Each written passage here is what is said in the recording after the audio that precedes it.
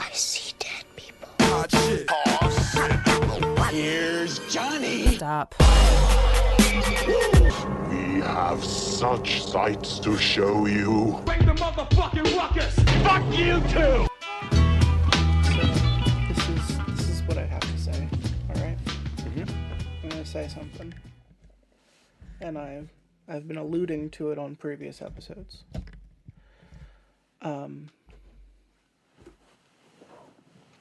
Hello.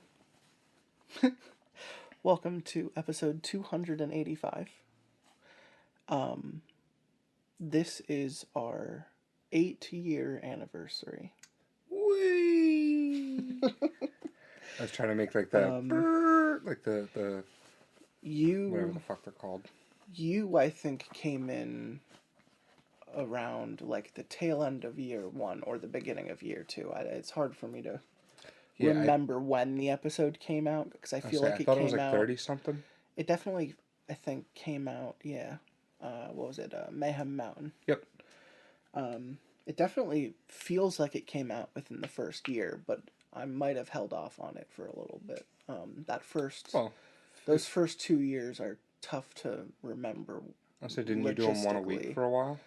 For a long time. Yeah, so for a long time. 52 weeks in a year. If That's I'm at 38, it should be just after the halfway point. It feels like it was, but there were definitely some weeks that I skipped. I was not super consistent, but the math also doesn't shake out. We have absolutely no evidence to suggest that we've done 52 episodes a year.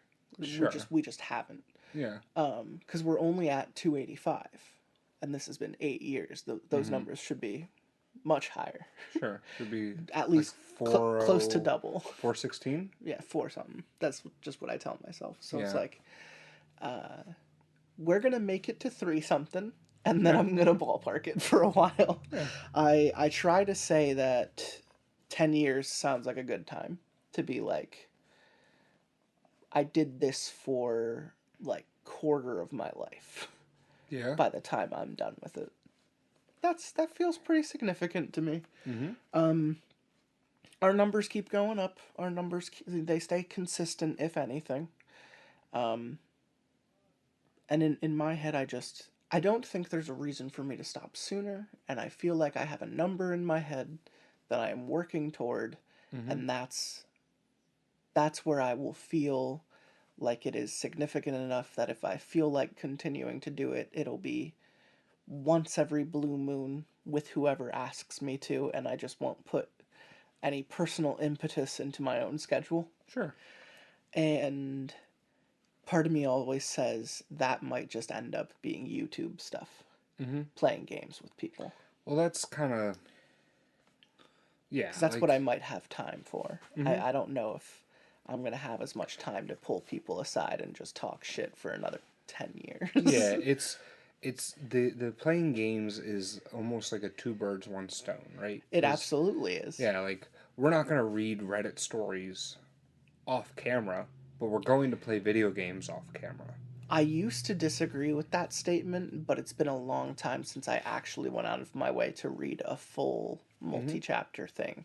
Yeah. I read some stuff sometimes, short stories, short palatable stories, but the last like long thing I read was like right after COVID, and it was like 300 some pages on the internet, and I just remember being like, I'm only doing this because I really like this story. But I want to say that was like 2022.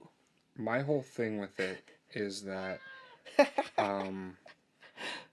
there's so many good published works that I have not read yet. I know. You know? So to like take the crapshoot on the internet story. Yeah, whether you want to read an internet story, if you actually want to pick something literary up. Yeah. Something of value. Like that, exactly. Like that. Not a risk. That internet story, if it's good enough, will get published. Then I'll read it. I have to be told that it's worth it. Yeah. Because, I don't mind. Oh, I do. You do. Yeah. He doesn't shut the fuck up. Ever. I like a chatty cat. I think it's funny. Oh. It's like a personality. They're just trying to talk. It's just can't have a I conversation. know, but like, It's like living with Jar Jar Binks. yeah, I couldn't do that. Yeah, I wouldn't do that. That's funny because Allie has one that never shuts the fuck up. I just think it's funny because its voice is Come here. you're being too aggressive. I know. That's what I try and do. So that it runs away. Yeah. Well, I try and put foot. Don't fuck up my boxes. Come here. No, I just want to put you on my lap. There's no way he's staying for a No, lap. he's not. First question I like to ask, because I feel like I have a different anniversary episode with someone. I feel like it mostly lines up with Boohoo, because this is usually his season, because I usually get together with him for either Christmas or his birthday. Okay. It's just I already got ready for Christmas with him when he came in last month. So this year's Christmas episode Yeah, it was already recorded. It's Yeah. already in the can. Yeah. So That was the night we went to Cheesecake Factory. it was the night we went to Cheesecake Factory. But I like, see? Now he's right now, fucking around with shit. right now I feel like this is the first time I've had you on an anniversary. And didn't I tell you the other day that this is like your 30th episode or something like I that? thought you said 40th. I don't know. Maybe 30th. No, I don't know if 40th. Yeah. I feel like the only person who's at 40 is Frowns. Okay. Everyone else It's like I between 20 and consistently 30. see is Yeah. in their 30s already. Okay. Yeah, I was saying, I mean, and we just said, what, 286? So that's like, 285. yeah, either way, it's more than 10%, Oh yeah, no, you know? yeah. Now the real question is, did you think we would still be doing this in 8 years? From when we first did it. I mean, I don't think that's a fair question for me because I don't know what I'm doing tomorrow. No, but I like to hear everyone's answer, You know, because so like, in Frowns' head, I think the last time I asked him, he said he's not surprised at all. Because he's always had fun doing it. Yeah. So like, I wouldn't say that if I'm it were only just surprised. a me and him thing, he's not surprised that I still find reason to do it. Like, I don't think that I'm surprised, but I also wouldn't be surprised if we weren't here. You know, like, I think I Yeah. can see it going kind of, But you and I hang Both out even ways. outside of this, though. There Yeah, are yeah. people that I don't hang out with outside of this. that's fair. Like, I literally try Mm-hmm. to get them on the show as, like, an interaction with them. Because Yeah. it's hard to get people otherwise. Mm-hmm. Like, just factually, like, I'm gonna put it like a in memoriam sequence. We could play some sad music underneath. Yeah. But, like, in memoriam, Mm-hmm. we lost 2 people this year to kids. Mm-hmm. Like, I am not going to be able to record with them Like, for a couple years, yeah. and at that point, I'm not going to be wanting to do it anymore. So, like, Mhm. brr, brr, brr, Yeah. brr, brr, brr. Well, we're at that And- age. We are 100% at that age. And then there are just other people that have fallen off because I don't hang out with them anymore. Mm-hmm. And, like, I could list fucking 5 people. I think we've had, here's another good number for you. I think we've had 35 people on the show. Okay. Somewhere in there. It's between 30 and 40. Yeah. And I want to say it's 35. And even the newest person I've recorded more episodes with than the person who has the least amount. Mhm. Like, there are people who have literally come on for one episode. One episode, and yeah. It's Not not for everybody. Not out you of know? trying. I've Yeah. tried to get them back. JJ told me that he just doesn't like smoking anymore, and he doesn't think that this would be worth it without some No. type of Yeah. substance. I mean, I definitely agree with that statement. I've done this know. sober, but that's sometimes when I just care about what we're reading. Yeah.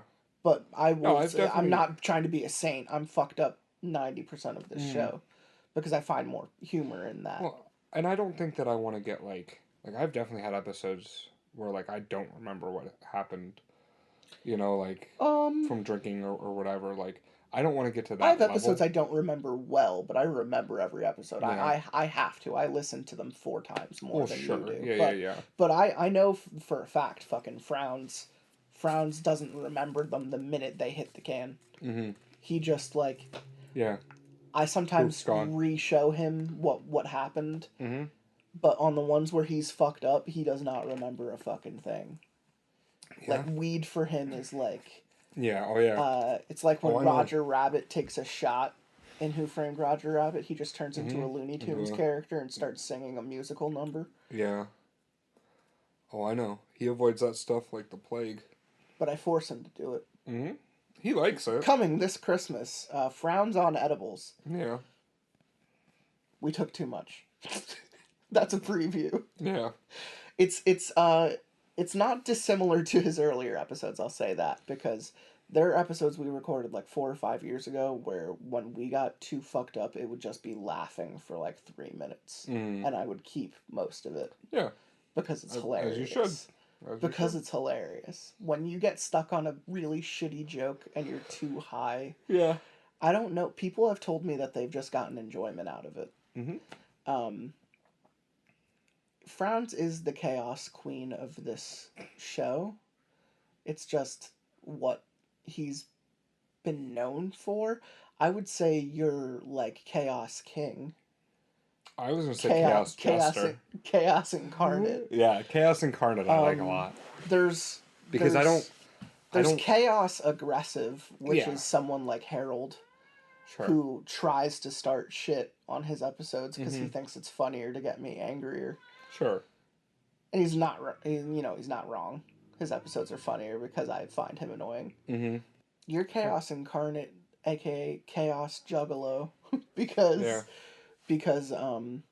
I think the fluctuation of our humor in your episodes hits a wide variety based on what we're reading. If it's something we're incredibly interested in, we'll find reasons to dig into it. And if we're not, if we're too fucked up, then it just becomes a meandering journey. Speaking of meandering. And he does that too. He just he headbutts you. I think it's funny. He's saying, "Pet me, fucker."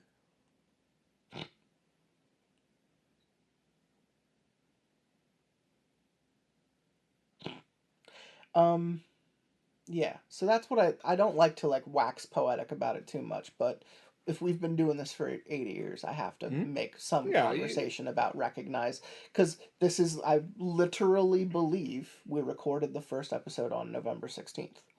It was like a week or two before, I know today's the 19th, but... Well, I was just looking because my watch is already, the date's halfway flipped. Oh, yeah, good point. Yeah. But, in my head, we've always had the week before Thanksgiving to hit anniversary, and when I know that time of year is coming, I usually get someone different. I'll go back and I'll look at the Thanksgiving episodes, but I want to say that a majority of them are shared by either Frowns, Django, or Cannibal. But I'm here with Where Am I? Where am I?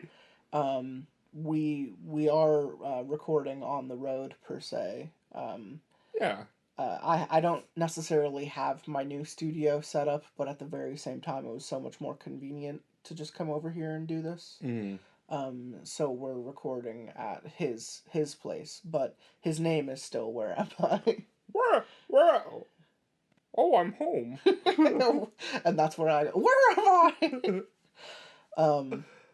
I remember someone recently asked me if the story you told about how you came up with that name was true, and I said 100%. Yeah, absolutely. They almost couldn't believe that. I couldn't believe it. Literally, found himself in a car down in Florida. Just followed south. Just went down. Just went on autopilot. His brain literally went on autopilot. Realistically, that's all you have to do. Where am I going? South. Okay, cool. Sure. If I had to get in a car right now and say drive to Florida, I would be able to get there. Yeah, and that's not even looking at a GPS. I was say we're so close to 95. You get on 95 and then you go. Yeah. Because once you get into Virginia, it's pretty much a straight shot. Yep. But yeah, recording here at Where Am I's abode, I found a funny story when I was researching how I wanted to kind of cap the last at this point, like 50 episodes. Mm-hmm. And 10 of them I'm dedicating to something very special that I want to read. Okay. Which I will talk to you about later. Sure. And then I'm dedicating like maybe 3 of those episodes to something special I have talked to you about, which is the writing special. Mm-hmm. Which I haven't talked about on the show, so I'm just going to say the writing special and leave it at that. Okay. But then there are at least like 2 more like game episodes where we either revisit the cabin in the woods with certain people, and then there's also going to be another welcome game because we've done 2 different welcome games so far. Welcome to the jungle. Pretty much, yeah. It was welcome to the square, and then it was welcome to the back rooms. You were only in the cabin game, but I always told myself that if we get to chapter 3, which we are going to, that I do want you to come in and play the next one. Yeah. Because I want your character to be outwardly corrupt and chaotic, and I am giving you that to play with. Deal. Because I want to see what you are capable of. Yep. This is something where I don't have personal stake in it. I want you to set it on fire. I think it would be funnier for you to fuck with people. Yeah. But you will also probably get yourself killed in the process. Do you know the staple of this game, the system of this game? No. So the way we've done it, and they are funny episodes. They're unpredictable, but they're funny. We use a Jenga tower. Oh, yeah. To represent growing dread. So when people want to do something, I just say a number and say, pull that many pieces. And I gauge that on like a 1 to 5 scale of how hard it is what you're asking me is to do. So what you're saying is I should start practicing Jenga a lot. I don't know if Jenga is something you have to practice, but I would say what you do have to practice. But it is something you can get good at. It is something you can get good at. I'm just good at it. I'm just good at Jenga. I have very steady hands. I'm very careful. I tend to win most Jenga. My dad is like astounded by it. He's like, I can't beat you in Jenga. I'm like, it's because you're old. You son of a bitch. Yeah.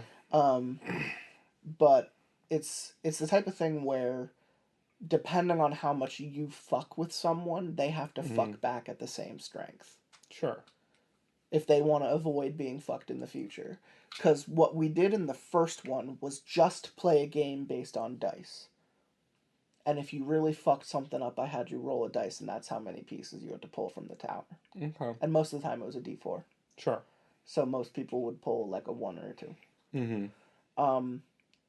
In the second one, where we did back rooms, I had enemies with different leveled dice. And then they were only ever rolling like a D6 in response. So sometimes they would be like masterfully outnumbered, but they had the ability to win. Even just their odds were lower.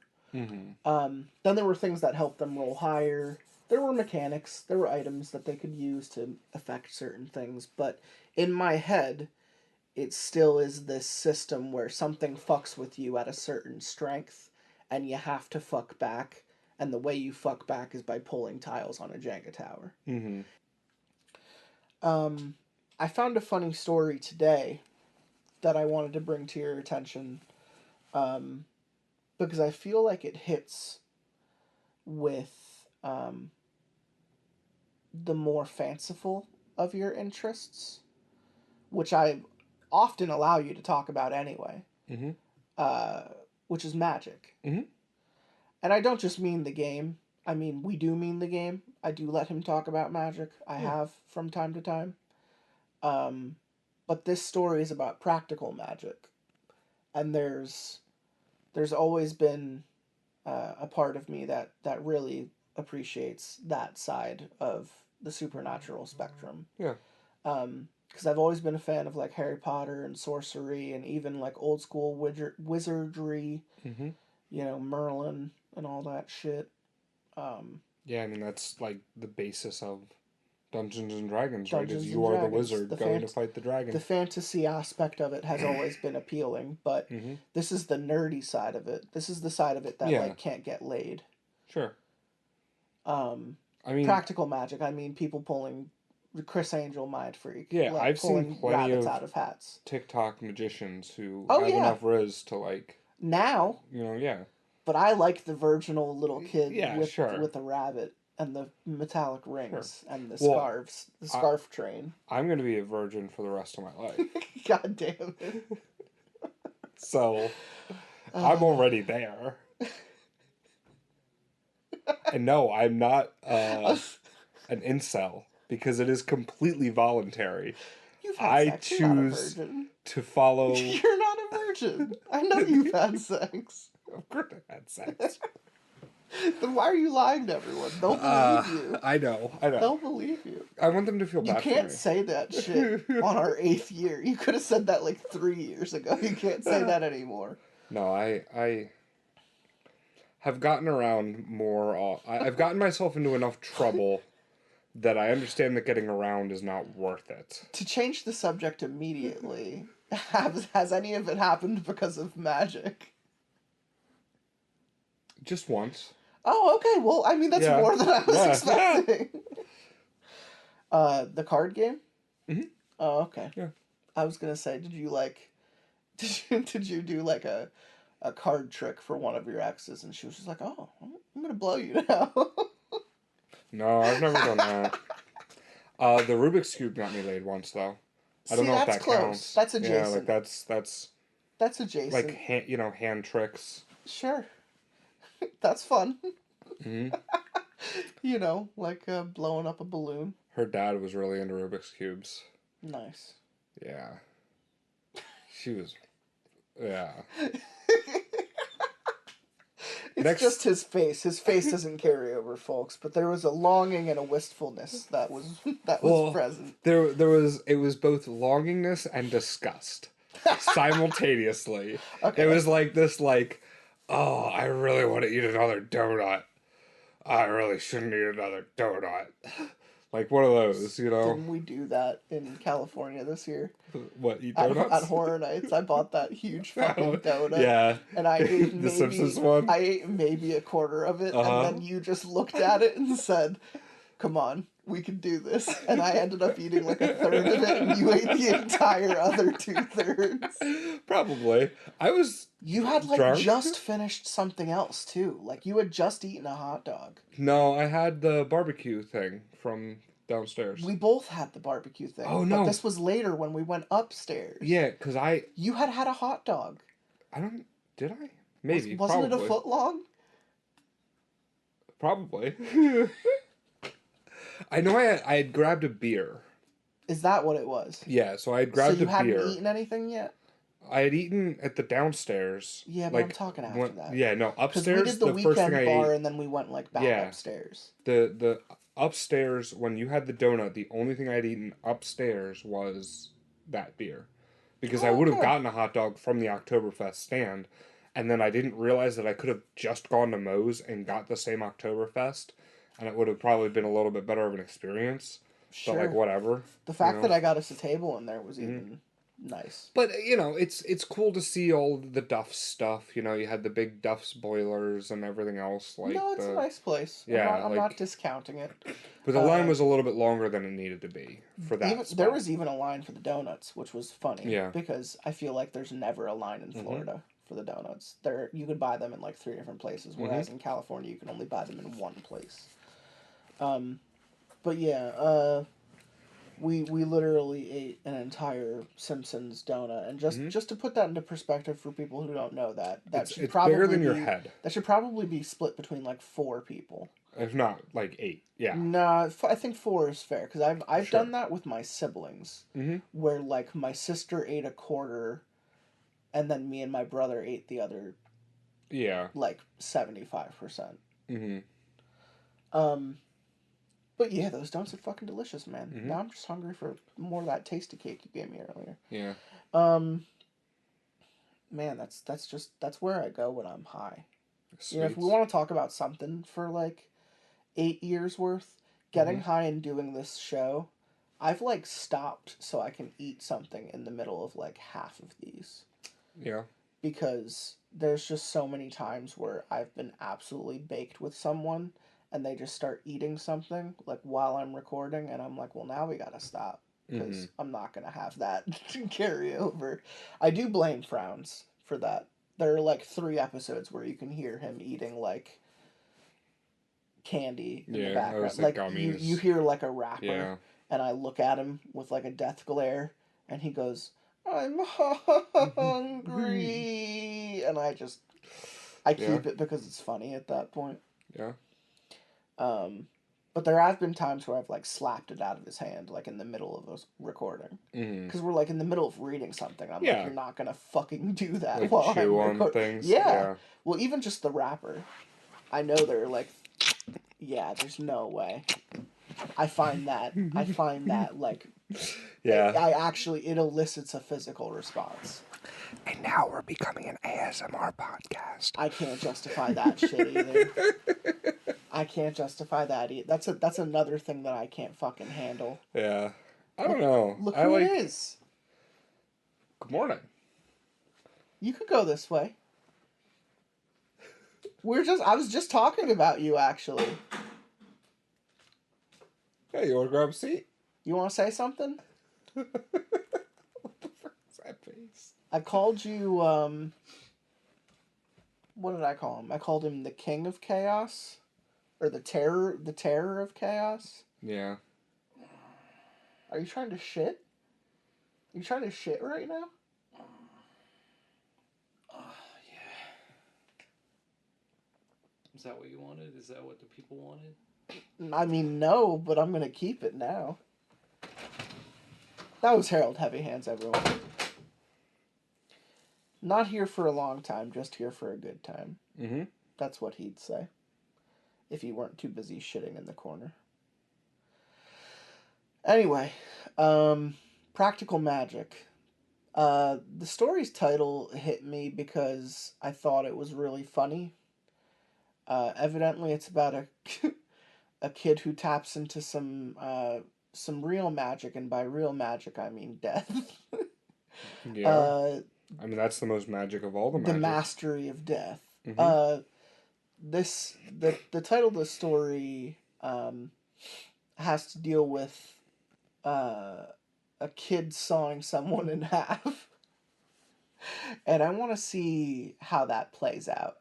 Yeah. Because the idea of a little kid actually being stupid enough to stand up in front of an entire audience and not know the trick to that, and then actually saw his friend in half, sounds fucking great. And but to not have like to stop with the screams, you know, like. Although maybe it was a chainsaw. All I could do is shrug. It was a shink. All I could do is shrug because in my head, this might actually get gruesome. But I don't think in like a tasteless way. I just mean in a funny way. There's not going to be any vor. No. No. Nor Pancake Family, because I know how Pancake Family made you feel. Yeah. Vor made me feel that way. Yeah, that's fair. That's fair. Let me read the title for this one real quick, just so you can get a sprinkle of it. I'm a magician, and I'm pretty sure the kid on stage actually sawed a lady in half. Yeah. So this tells me that it was a part of, like... So we're saying they're both virgins? Maybe. Okay. This guy sounds like he could be coming from a place of authority. Yeah. Well, the kid's definitely a virgin. The kid is definitely a virgin. Just because he's a kid, you know. Agreed. Yeah. But I'm willing to bet that the protagonist, the narrator, is coming from a place of, I know my shit, and this kid just did something I can't explain. Like, that's the reason it's on No Sleep. Yeah, yeah. Where do you suggest that going? I don't know, cause I'm torn between the gruesome end of like actually sawing someone in half, and just like the awe and amazement of like the kid doing it with like I'm now thinking like with the chainsaw so quickly that the kid doesn't even realize. And it's one of those things that everyone's like, oh, wow. Yeah, when you said you made like a guillotine noise. Yeah. Earlier. Like, very much like an almost immediate reaction. To do that. And everybody's just like, oh, yeah, like, that's part of the trick. I'm going to take it the Reddit no sleep. Yeah. I'm going to take it the Reddit no sleep direction and say that it is going to be that, but the people are going to survive and they're not going to be able to explain it. That's fair. That's the no sleep story that we might get into, is like, imagine this kid like sawing someone in half. Yeah.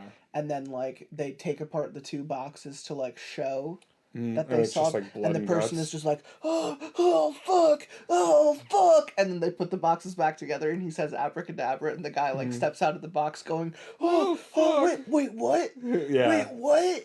Oh fuck. That's where I think it's gonna go. Sure.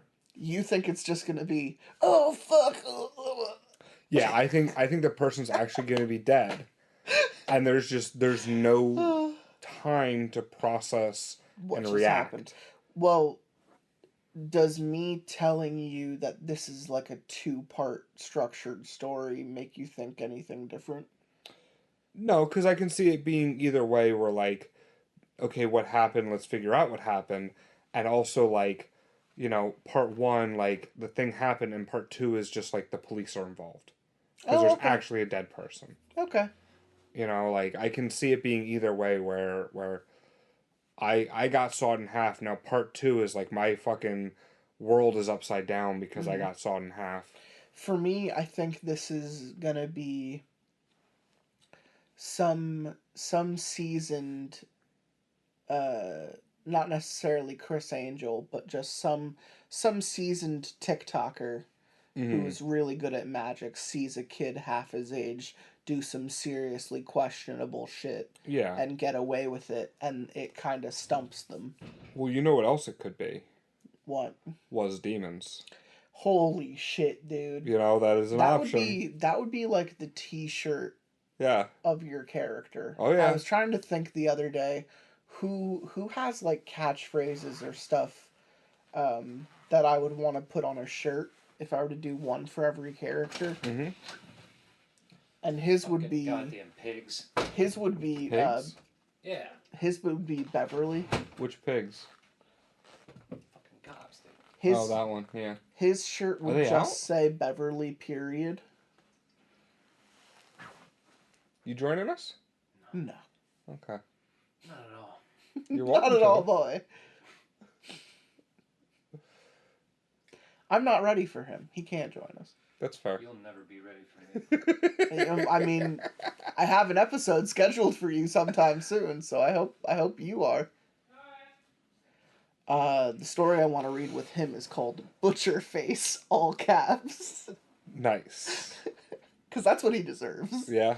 I don't know what direction that's gonna go. Yep. Anyway, there's a couple different directions. I think this is gonna be some TikToker who sees some bullshit and they try to wrap their head around it and they can't, and it starts to tap into the actual supernatural. Yeah. If it comes out being was demons, I'm going to be naturally very upset. Because that means that like 90% of what we've read together has been was demons. Well, it's kind of a roller coaster for me, where like at first the was demons was like kind of fine. That was the first little hill, and then the was demons was really shitty because it was just always was demons. And like now we're coming back up the hill, and it's like was demons. Like There might be something yeah, there. it's not disappointing anymore. It's just For me, knowing all of your episodes, it's definitely 3 or 4 hills worth of was demons. Oh yeah. Well, because there was a time where it was like, what, like 4 stories in a row, and you were like, we're reading this one because it's not was demons, and then it turned and then out it was demons. Yeah. Like, Yeah. We're definitely there. Would I be surprised if this is some Faustian shit? Yeah. Where someone like sold their soul to be a really cool magician? Would not be surprised. Yeah. That would be was demons. Some of my other favorite catchphrases that I might actually make into t-shirts. Yours would be was demons. It would just say was demons. His would say Beverly. Um, I think if I were to pick one for your other roommate, Terry the Tickler, it would probably Jack Reach Around. That's fair. I just really want that to be Yeah. on a t-shirt with like a shitty looking Tom Cruise. Mm. What else? I feel like Frowns's would be I'm Ready to Go Home Now. Yeah. Disco D's would have been The Revenge in all caps. Sofa Kings would absolutely be Hot Famales. Instead of Hot Tamales, it's Hot Famales. Tamales. Yeah, there's a lot of good ones. Mr. Skellybones would be and then a skeleton popped out. Just on a shirt. Yeah, the list goes on and on. There were some really good repetitive jokes with a lot of these people. But anyway, we're gonna jump into the fucking story. You ready to read? I'm ready to roll. Do you want to read first? Yeah, that's fine. And I'm pretty sure this is from No Sleep, so just to say it first, I do think this is a No Sleep, so I do assume that this is going to go in a No Sleepish direction, which means should be more competent. I'm a magician, and I'm pretty sure the kid on stage actually sawed a lady in half. A paranormal circus wasn't really my kind of thing, but I didn't have any performances that evening, and an anonymous benefactor had sent me a front row ticket. The sparkling black and purple circus tent was packed with people. I admit that I can be a bit skittish sometimes, and the macabre costumes of the undead clowns that would roam the aisles startled me an embarrassing number of times. But the show was a spectacle well worth the scares. The acts were at once chilling and captivating.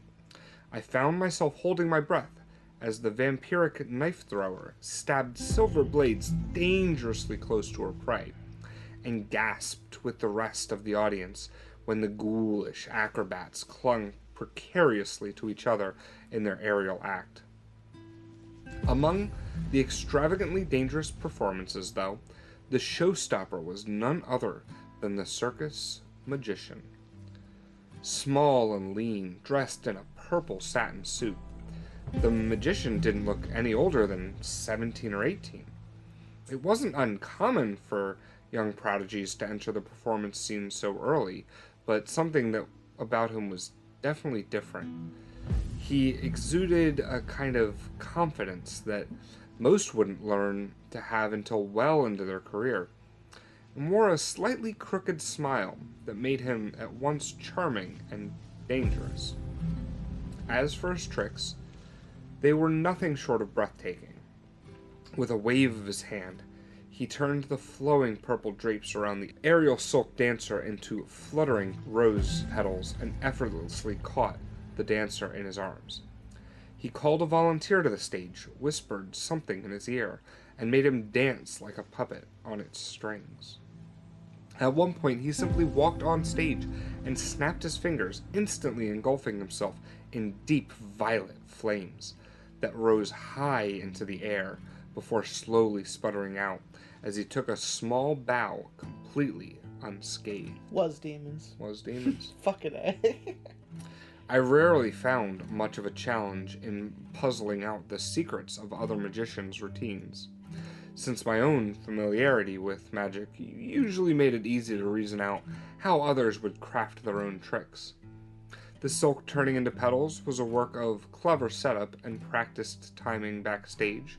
The volunteer who got hypnotized was most likely planted there, and while a full body burn was a bold move, these circus performers were probably used to risking their lives daily. I only began to suspect something was strange when the young magician began to perform a classic stage trick. A slender lady accompanied him on stage and lowered herself into a long wooden crate. Conventionally, the crate would be placed on a specifically designed table. but the table on stage was plain. The crate was also commonly wide enough to fold the body into, but this one was a tight fit. The feet sticking out of one side of the crate wouldn't usually move, but these bobbed as the lady adjusted herself. Mildly impressed, I was beginning to think of what clever trick the young magician had devised when the giant carpenters saw bit deep into the crate and the lady began to scream. I gripped the edges of my seat and told myself it was just an act as the magician hacked into the crate. The screams grew louder and more frantic, and the crate rattled as the lady twisted in what appeared to be pain, her feet twitching spastically. Thick red blood began to pool underneath the crate. The magician didn't so much as blink. His blade and now his hand were stained, and blood dripped from the table as he relentlessly drew back his saw, back and forth, back and forth. The audience was silent, and the lady just kept screaming until there was an audible crunch, and she went completely still. That was a lot of fake blood. I wondered if they had concealed a jug of it somewhere. They must have gotten assistance from some big shot Hollywood artists to get the black bits and the chunks in there. The magician put down his saw and turned the severed halves of the crate towards us to see. The audience gasped and murmured at the very realistic-looking torso halves. I peered into the crate itself. Other than the grotesque severed body, it seemed to be empty and plain. The magician swiveled the crate halves back together and smiled. His eyes glittered strangely as he looked in the suspense. Then he placed his hands on the crate, closed his eyes, and simply breathed for several long moments. The lady's eyes snapped open. The audience cheered wildly as the magician opened the crate, helping her to her feet, tidied her now blood-soaked dress, and led her off stage. Oh, fuck. So it totally happened. She absolutely felt it. As the lights dimmed and the stage hands swooped in to clean up the props, I could have sworn I caught the metallic scent of blood. You're thinking what we're all thinking, like, very clearly is, like, Actual magic. yeah, like some type of black magic, whether it's demons or It's gonna be otherwise. Yeah, it's gonna be vaguely pagan, vaguely satanic. Yeah. Probably. Fucking was demons. Fucking was demons. Of all the people who would come up to me, I was intercepted by a demonic clown on my way out. God damn it. He smiled wide and slit lips and jagged teeth, gesturing for me to follow. I don't really need more pictures, I said. He kept gesturing. I let out a small sigh and followed him through the crowd to the other side exits. We stepped out into the night, and he began to lead me around the back of the circus tent. Yeah, I definitely would not follow a clown. No, fuck no. Like, Fuck no. Out of a place where you just convincingly saw a woman get killed and then put back together and you can't explain it. yeah. There's no way I'm following I'm not following shit. anybody. I go to horror nights and a clown leads me out of horror nights and around the corner and I say fuck no. Nope, no thank you. Where are we going? I asked, beginning to grow uneasy. The clown just smiled back at me. Because now I'm just thinking of the Terrifier. I'm just thinking of fucking Art the Clown. Yep.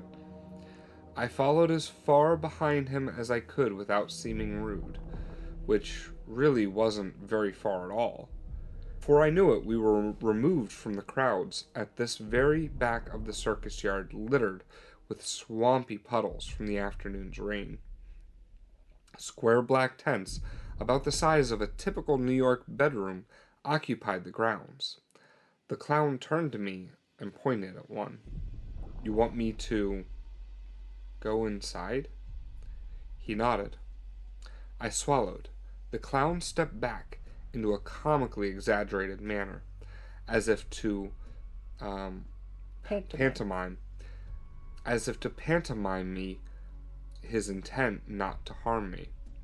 Somewhat encouraged by this, I stepped up to the light and gingerly brushed the drapes aside. Sitting in the tent at a table with 2 slender wine glasses, surrounded by glittering yellow fairy lights strung along the walls, was the young magician. Upon seeing me, he smiled, got to his feet, and held out his hand. "Mr. Herring," He said. "a pleasure to finally meet you." In retrospect, it was incredibly rude of me not to shake his hand, but hearing him speak for the first time, combined with the fact that he already knew my name, caught me off guard. I blinked, dumbfounded. "You know me?" "Of course. From the Bellagio Escape Act, right?" Ah, I felt myself blush a little bit. That was a long time ago. "Certainly not long enough to forget. Please come in. I've always wanted to speak to you." Somewhat awkwardly, I took my seat at the table across from the young magician. The clown walked in, carrying a tall bottle. "I do hope you like champagne." I raised an eyebrow. "Are you old enough to—" The magician laughed. "I'll take that as a compliment." Apologies. No, it's really fine." As I sipped the rose-colored champagne, I couldn't help but study the young magician's face. Some of his stage makeup was still on, making his angled jawline and high cheekbones stand out. He wore unsettlingly vivid purple contacts that were covered only by the tips of his long, thick eyelashes. He certainly didn't look old enough for any of this. "Forgive me," he said quickly, noticing my staring. "I don't believe I've introduced myself. My name is Alexander Chase. On the stage, they call me the Mirage." Hearing those words rang a bell at the back of my mind.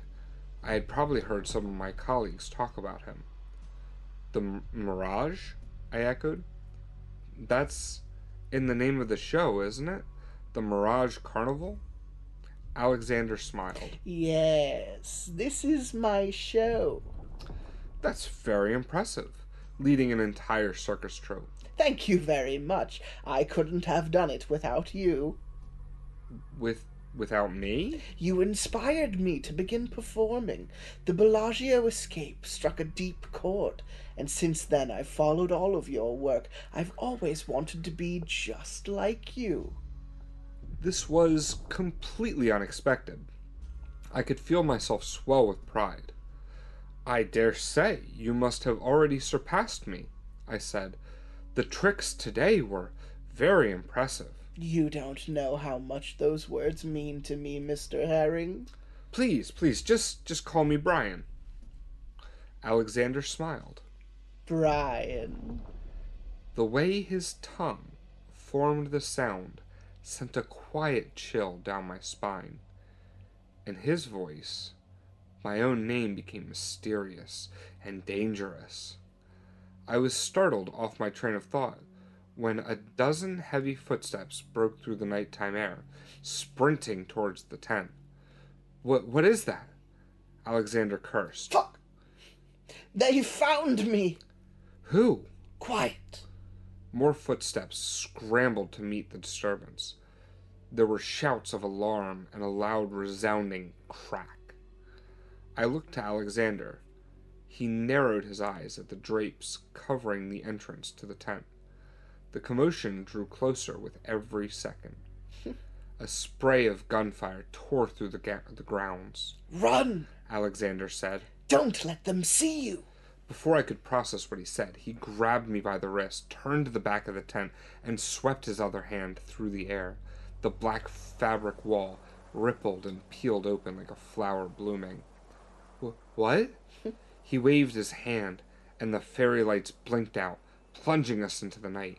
As the last of the glow faded, I thought I saw him take something small and shiny from his pocket and toss it on the floor. He then leaped out through the hole in the wall, yanking me through behind him, and began to run. "Alexander," I said quiet, he snapped in a hushed tone. and call me Alex. Voices shouted behind us, the heavy thudding of boots in pursuit. Another round of gunfire tore through the air. I almost dropped to my knees and scrambled for cover, but Alex kept me running. We ran out of the circus yard, through a break in the fence, and onto a muddy dirt road. My joints cramped up, and I almost slipped and fell several times, but my adrenaline kept me going. I risked one look behind us, but saw nothing in the dark. Police sirens wailed in the distance. Brian, Alex said. "Huh?" we're going to jump. I strained to see the ground in front of us. Closing in fast was a puddle spanning the entire width of the road, filled with muddy rainwater. "Wait, Alex!" Jump. Something in his voice instantly compelled me to leap into the air, hurtling straight for the puddle. I yelped and held out my free hand, bracing myself for a face-first impact into inch-deep mud. Then we broke the surface and sank deep into the cold, murky water. It was dark. I couldn't see anything. I was somehow submerged from head to toe, tiny bubbles swirling around me like I had just dove into a pool. I stretched my legs downward but couldn't feel the bottom. Alex squeezed my wrist. Buried in the sounds of rushing water, I could hear my crashing heartbeat. I held my breath, and long seconds passed until we heard the sounds of boots splashing through the shallow puddles directly above us. And then they were gone. Alex swam upwards, pulling me along. We broke the surface and pulled ourselves onto a strangely smooth and supple floor. As I caught my breath, soft yellow light flooded the small cubicle space. We were back in Alex's tent, surrounded by fairy lights. Alex's purple satin suit was dry, and so were my clothes. There was no trace of water on the floor. There was a click behind us. We turned to see the man in full body armor and a helmet with a reflective visor. He held a pistol pointed at Alex. Embroidered on his jacket was a patch that read NSF. "Come peacefully," he said. Perhaps I was mistaken, but his voice sounded like he was shaking. His pistol wavered, trained between Alex's eyes. Alex chuckled. Ah, you've got me. I really didn't want to put Brian Herring in danger, but you just had to choose today to storm my town. The armored man's finger trembled on the trigger. He began to reach for the radio at his hip. I swallowed. "Alex." Now that you've seen Brian with me, I guess it's going to be either you or him. Easy choice. Alex snapped his fingers. Deep violet flames sprang out of the thin air and engulfed the man. I gasped and scrambled away as the man's armor caught fire like kindling. Wild gunshots rang out, but the bullets went wide as he twisted and screamed, the flames slowly consuming him. Alex stood still, watching. A thin smile tugged at his lips. His eyes flickered with the flames, barely concealing something deadly behind them. I cowered in the corner, only watching because I couldn't tear my eyes away.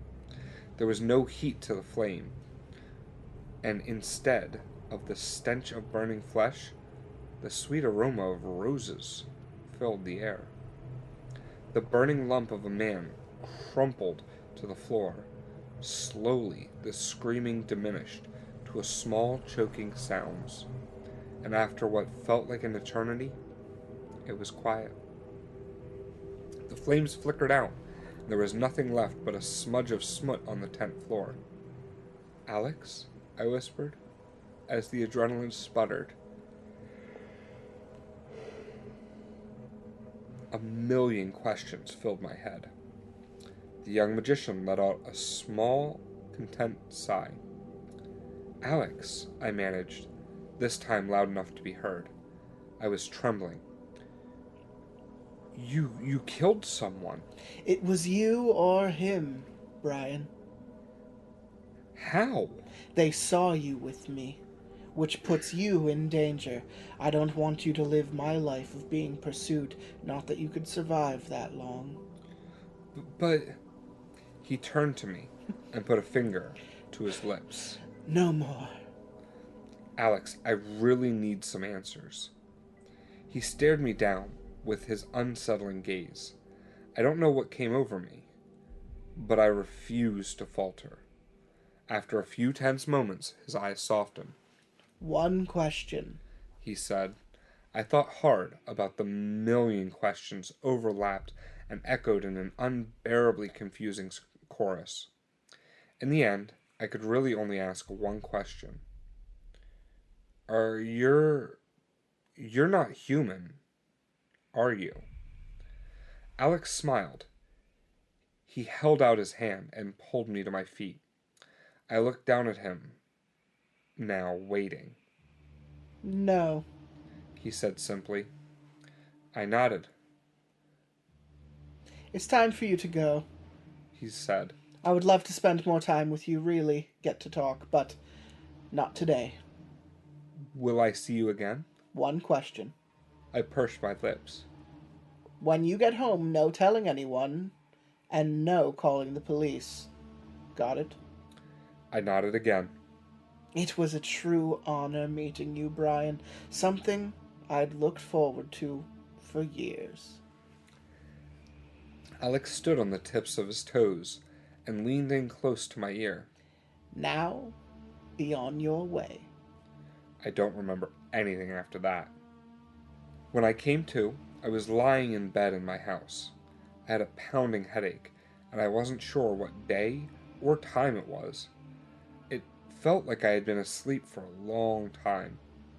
A quick look around the house revealed that the power cord on my landline phone was cut and the antenna on my internet router broken off. On my kitchen table was a sticky note with something written on it. Albeit shaky, I could recognize my own handwriting. Number 1, no telling anyone. Number 2, no calling the police. See you again soon. Okay. So how do you feel? Was demons? I'm getting like vampire vibes. Oh, like a little masquerade thing going Yeah, on. like that's kind of the vibe I'm getting. Sure. I mean, obviously the difference between was demons and was vampires is like A hair. yeah, I would say it's similar enough, but I would be more happy with vampires than demons just because of the repetition of demons. Well, in my head, that's a very Constantine way of looking at things. Mm-hmm. That's like magic exists, but it's gothic. Yeah. Yep. You know, like it's lacking the religious framework of was demons. Mm-hmm. Which is why I think most people do was demons. I think it's easier to rely on the religious framework. But in my head, it's something much more interesting to just do, I don't know, something like infernal. Tough to say, but I'm going to read part 2. I'm going to read it as fast as I can, because we're fading. Yeah. I'm a magician and I had a run-in with something beyond tricks. Beyond prostitutes. I spend the next few days obsessively searching for answers. Alexander... Wait, what's beyond prostitutes? Alexander Chase. Okay. Demons. The demons. Perfect. I spent the next few days obsessively searching for answers. Alexander Chase, the Mirage, the paranormal circus magician, the boy who burned a man alive with nothing more than a snap of his fingers and a ghost of a smile. I had seen so much, but I understood so little. I even began to doubt what had happened at the Mirage Carnival was ever real. The internet offered little help. Alex had a Wikipedia page, but the sections on his background and upbringing were blank. He had a sizable following all over the globe, but no one quite seemed to know anything about him beyond his performances. Theories and speculations floated about, but never any answers. One post on an online forum, Reddit, ranted about how the Mirage Carnival was secretly a cult dedicated to witchcraft and bloody sacrifice. Following the barely understandable ramblings was a poorly photoshopped picture of a glowing purple pentagram in the circus ring. I rolled my eyes. Despite my best efforts, the only real information I managed to glean about Alex was that he joined the performance scene 2 years ago in June of 2012 with a shorter circus performance accompanied by the same troupe. He had said that he followed all of my work since the Bellagio Escape Act, which was in June of 2002, which was 10 years before the Mirage became known to the world. 5 minutes remaining. Please use the game kit payment tool to add extra hours. I sighed. I had been in an internet cafe for almost 2 hours with nothing to show for it. The punk rock blasting from the speakers and the kids across the desk wearing bulky headphones and yelling at their screens were starting to make me anxious. I used my last 5 minutes to check the ticket sales on the next couple of public shows, then logged out of the computer and got up to leave. The group of kids slammed their fists on the desk and screamed in victory, almost startling me into spilling my cup of tea all over the light-up keyboard. 2 weeks passed, and I was beginning to believe that life was back to normal. I was performing at a lavish corporate party for Gateway Technology, a multi-billion-dollar energy company, alongside numerous other performers and musicians. The well-dressed men and women applauded as I took my handkerchief from my breast pocket, set it alight in a flash of flames, and turned it into a snow-white dove that flapped its wings on my fingertips. Outside the giant curved ceiling-to-floor windows behind me was a sunset over glittering streets. Of all the venues they could have chosen, the big shots at Gateway had decided to hold the party in a sky-high lounge on the Las Vegas Strip, overlooking the fountains of the Bellagio. When 7 o'clock drew near and the partygoers crowded by the windows to watch the fountains start their nightly show, I was approached by a familiar face, an old friend of mine from my big stage days. Awesome performance, Brian. She said, hefting her giant camera and snapping a photo of me as I put my dove back in its cage. You've still got it, after all these years. Thanks. Here to catch the celebrity gossip? You know it. Have you seen Scarlet Fantasia? She's supposed to be here for the late evening shows. Award-winning close-up fantasy act. I guess I'm not famous enough for an article anymore, huh? Oh, quit it. You know that's not what I mean. A tall, uniformed security guard came up to us. Excuse me, ma'am, are you on the guest list? She's with me. The guard furrowed his brow, scrunching up the speckled red birthmark running down his forehead. Please include all visitors in the guest log, Mr. Herring. My apologies. Please add Topaz Brooke to the log. She's a journalist for this event. The guard nodded grudgingly and walked off. Thanks, Herring. Really saved me there. You weren't invited? Sometimes I have to stick my nose places. You think my job is all smooth sailing? Topaz was a photographer and journalist who specialized in snatching sensational articles on big celebrities and influencers. I first met her after my Bellagio Escaped Act when she pushed past the crowd to take pictures of me as I walked out of the fountains. I ended up remembering her because she dropped her camera in the water and almost got trampled by the crowd. I'm glad I'm here. As the lights in the room dimmed and the fountains far below lit up 500-foot spouts of golden mist. Always a good venue. Reminds you of the old times, doesn't it? More like it reminds me not to be lazy with my camera straps.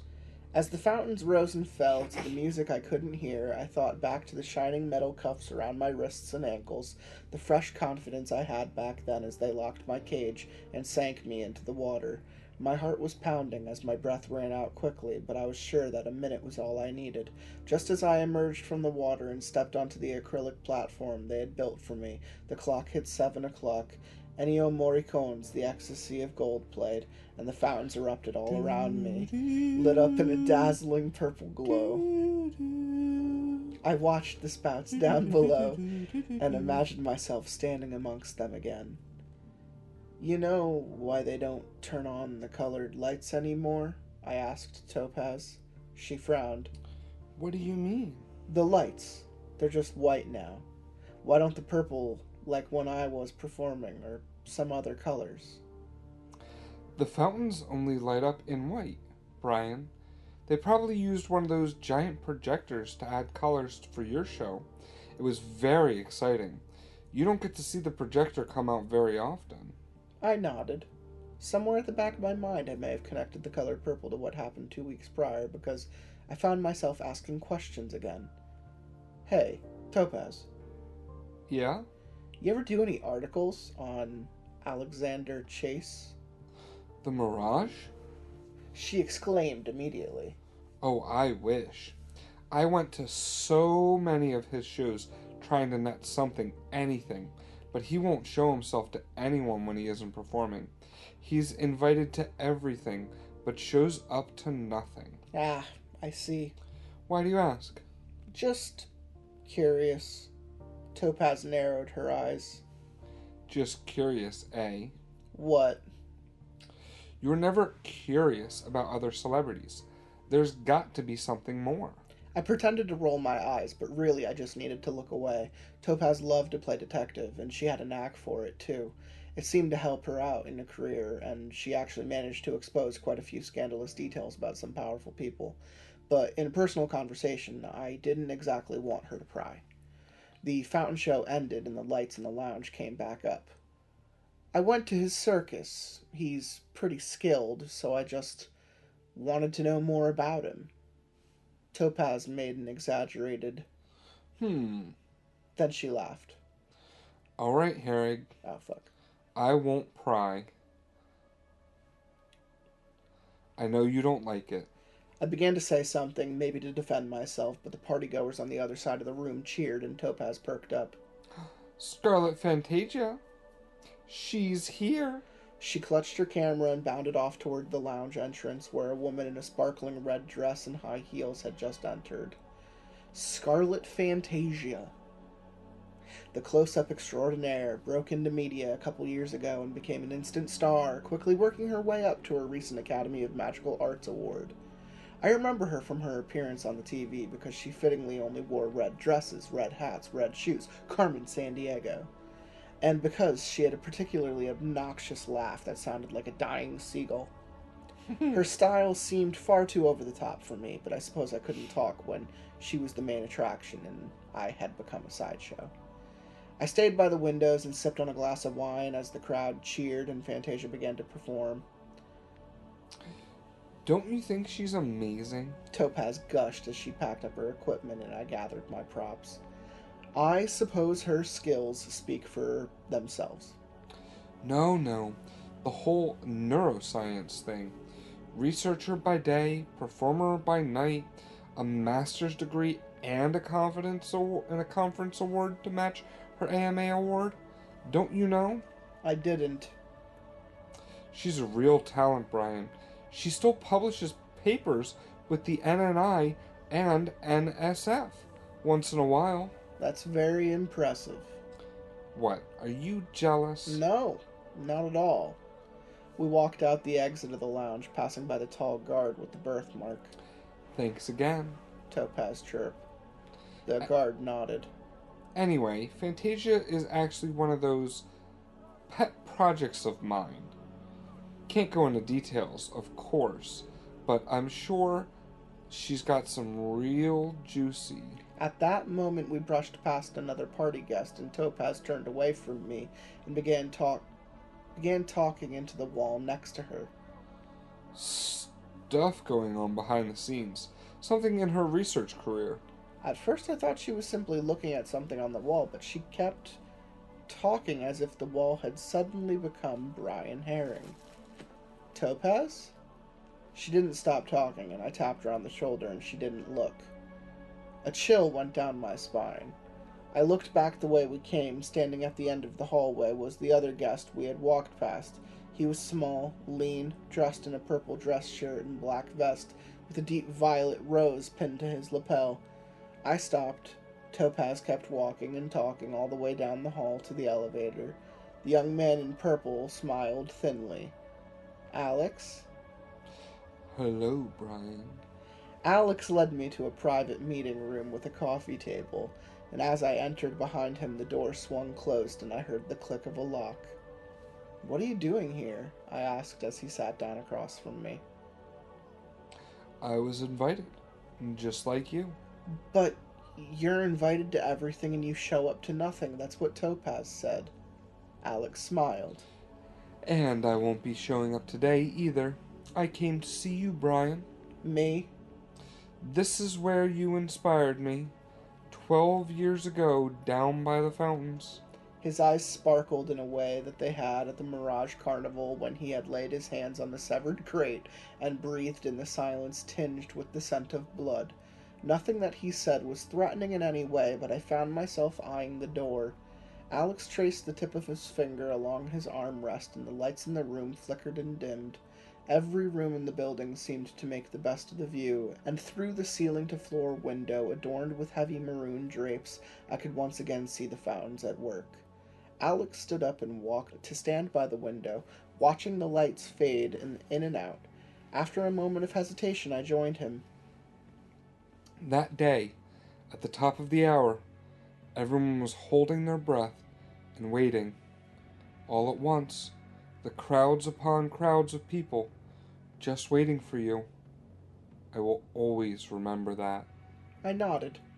In the silence, I could hear an echo of the music that accompanied the show, layered with distant sounds of the city far below. It was the ecstasy of gold. Did you do that? Alex smiled and put a finger to his lips. Listen. We watched in silence until the show ended and the white gold mist stilled in the night. I was there, among those people, lost and confused and alone. I had never seen the fountains before, and I had never seen such beautiful magic as I did that evening.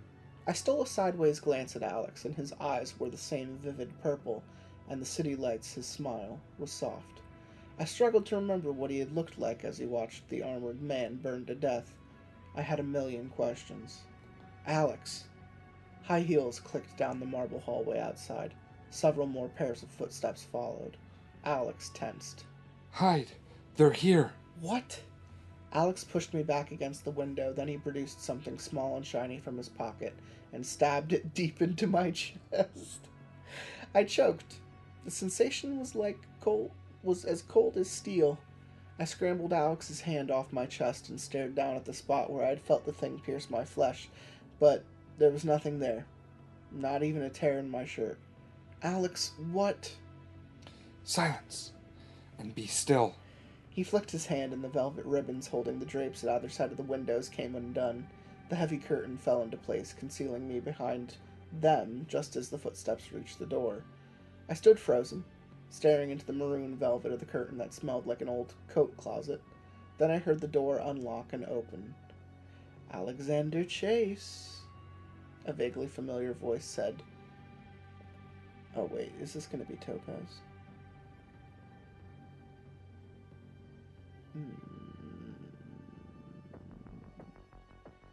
No, Scarlet Fantasia. Okay. Alexander Chase, a vaguely familiar voice said, trailing the clicking of high heels. The Mirage, none other. Can I enter? You already have. Alex said. His tone was dark, a complete 180. I felt goosebumps spread down my arms. Indeed, and you must know why I'm here. Because all you do is interrupt and intervene. Oh, please, it's time to stop playing your games. I'm here to take you back, Alex. The way she said his name, it was almost as if she would rather call him something else. You're welcome to try. A tense silence hung in the air. Then the woman sighed. Security found the Gateway CFO dead in the parking lot.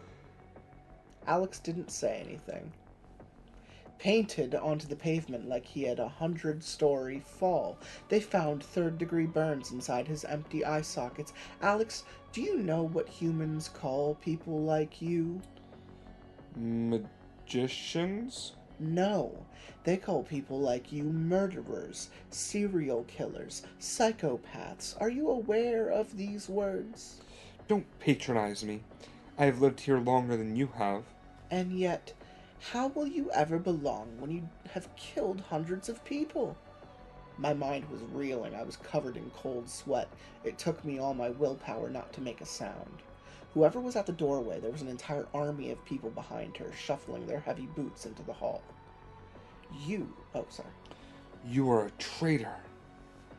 Leave before I make you. The woman in the room laughed. Her laughter was high-pitched and grating, like someone was slowly strangling a seagull. Scarlet Fantasia. Oh, Alex, you know you could never shake me off your bloody trail. If you think you know pain, you have never once thought about what you've done to your victims. Something began to pull on the drapes, slowly making me inch back towards the window. And you have never once thought about what they have done to you. Alex's voice was very close. It was like he was leaning back against me. To us. Look at you. Mutilated just like one of them. Alex kept pressing into the drapes, pushing me backwards. It was a sacrifice, Fantasia said. I waited for my back to press against the glass of the window, but it never did. Alex laughed softly and leaned his weight onto me, pushing me out the window into the open air, the glass rippling as my body passed through it like it was made of smoke. Sacrifice, I heard Alex say from the other side of the window as I felt my feet tip over the ledge. The ever-present smile lingered in his voice. Then I was in a free fall into the glittering city far, far below. I wish I could say I thought of all the beautiful things in life in those seconds before I hit the ground, or that my life flashed before my eyes and I made peace with myself. But truthfully, my mind was completely blank as the lights of Las Vegas Strip spiraled up at me at breakneck speed, closer and closer and closer, the desert wind screaming past my ears alongside the distant sounds of police sirens. I saw the pavement where I would land, hard, unyielding asphalt. Perhaps I thought about death. Then, a fraction of a second before the ground came up to meet me, starting at my toes and flashing up to the top of my head, I felt my body burst into thousands and thousands of pieces. Small, thin, fluttering pieces. The last thing I saw before my eyes dissolved, too, was a cloud of purple rose petals swirling into the air. I'm a magician, and nobody saw me survive a 100-story fall. What was stranger than the sensation of shattering was the sensation of being put back together. Piece by piece, my conscience returned, and I slowly awakened into the warm desert night and the sound of rippling water. When my eyes came back, I found myself perched on a white stone ledge, my feet dangling over a familiar expanse of a man-made lake. The fountains were quiet, having finished their nightly shows. The city that never sleeps appears to be asleep around us. The golden lights blinked silently. Alex, I said hoarsely. The small boy dressed in black and purple looked at me and smiled. Try not to speak, He said. You could still be missing pieces inside. He opened his hand. Half a dozen purple rose petals drifted from his palm over his fingertips, I'm gay. riding a wind that I couldn't feel. I'm also gay. I'm also gay. I watched as the petals floated up to me and grafted themselves into the last missing threads of my jacket. The soft purple veins turned into smooth blue satin. I think I've found most of them. Alex said. The water under his feet rippled, and 2 more petals floated up to his palm. He placed them under my left eye, where they melded into skin. His sleeve was covered in red splatters. The memories from the evening came rushing back. A sickening feeling worked its way up my stomach. I stared at Alex as he collected the last of the rose petals, and deep wet stains on his sleeves shifted as he moved. "Alex," I said again, "tell me what happened." He looked at me, and then where I was looking, without a word, he leaned forward and reached down, dipped his sleeve into the water. When he pulled it back out, it was clean. The water that dripped from it was dyed red, swirling into the fountain like ink. I waited for the color to thin in the wavelets. It only spread until the water beneath our feet was deep, dark crimson. I blinked. The whole fountain was filled with red. The night was silent. The police sirens were gone. I was sure that I had missed some final pleas, cries for help that went unanswered. I closed my eyes tightly and opened them again. The fountain was back to normal. I swallowed and forced my tongue to form words. One question. I'm gay? I'm gay. Alex smiled like we were sharing an old joke. One. Did you? I swallowed again. I felt something cold was working its way up my throat. Alex, did you really kill What the fuck? That was funny. A little bit of Yingling will fix that up. Yes. Alex, did you really kill hundreds of people? I wished desperately for his smile to waver, but it didn't. Yes. He said. His voice was quiet, but crystal clear. Why? One question. Please. Alex let out a small sigh, smiling at me like I was just being stubborn.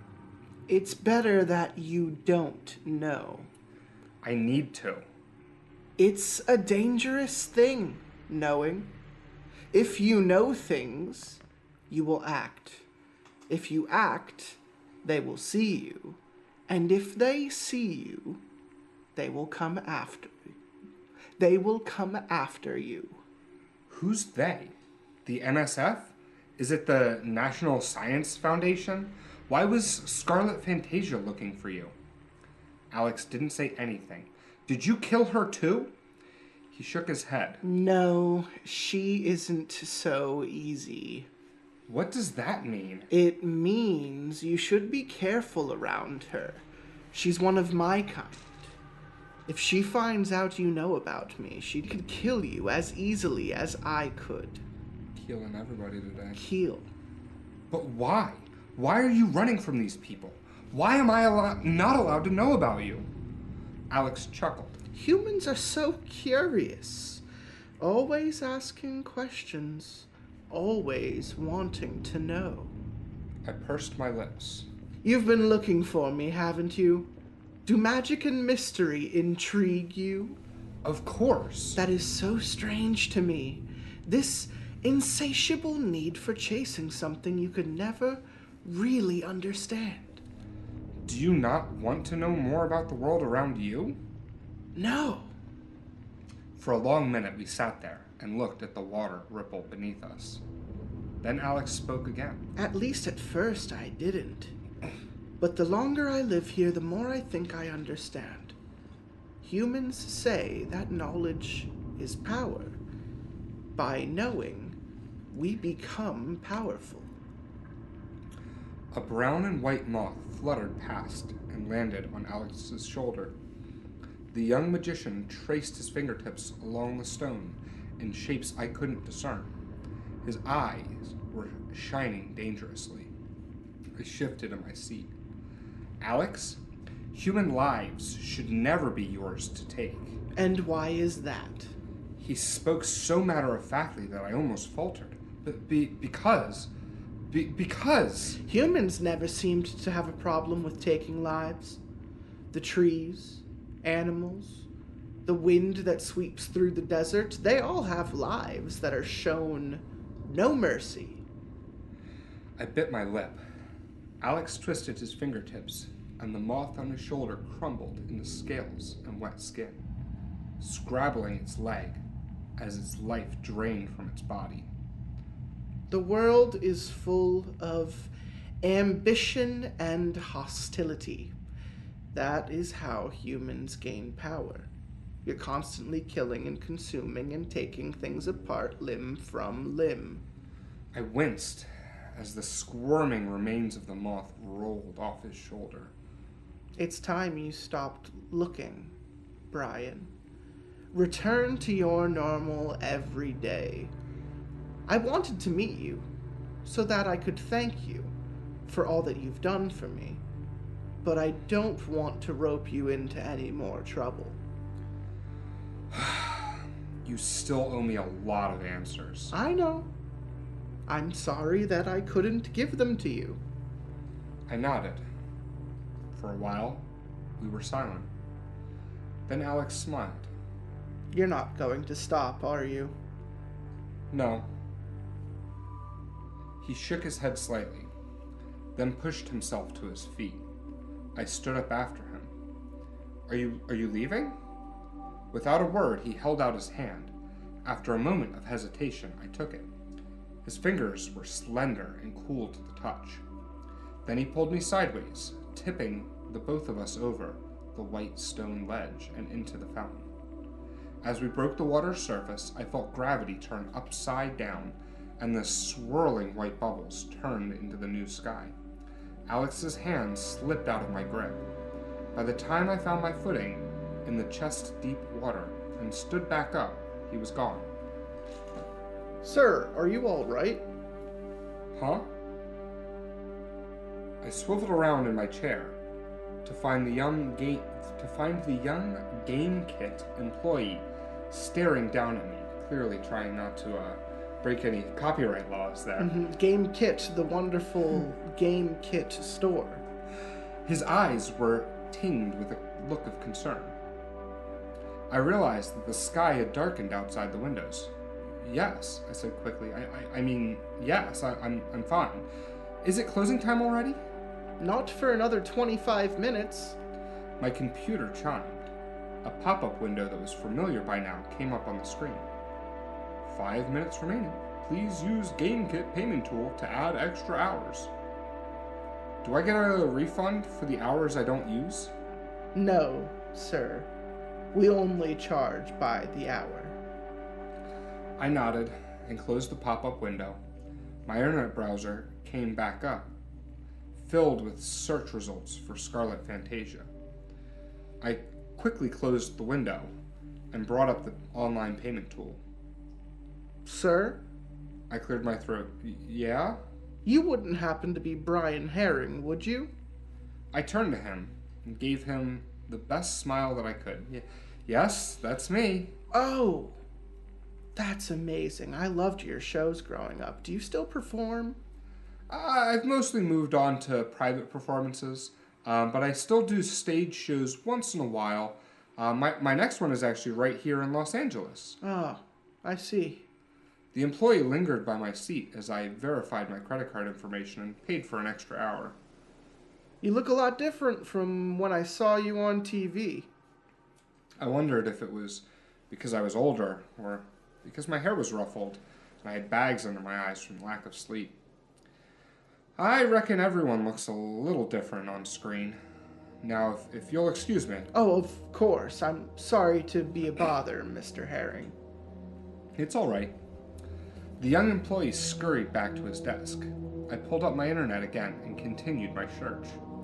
Unlike Alex, Scarlet Fantasia had a readily available biography pasted all over the internet.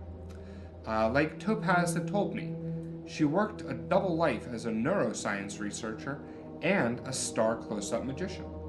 Half a dozen heavily technical reports published by the National Science Foundation website listed her as a participant from the Division of Behavioral and Cognitive Sciences. Even I didn't understand I was saying, it sounds like I need another Yingling. Division of Behavioral and Cognitive Sciences. So just brain science. Yeah, like how you just brain science. how you react to things. Yeah. You know, like your cognitive is like your senses. How you think of things and how it makes you act. Mm-hmm. She had an email address listed under her name. I took a good hour thinking about whether to send her something about what happened in Vegas.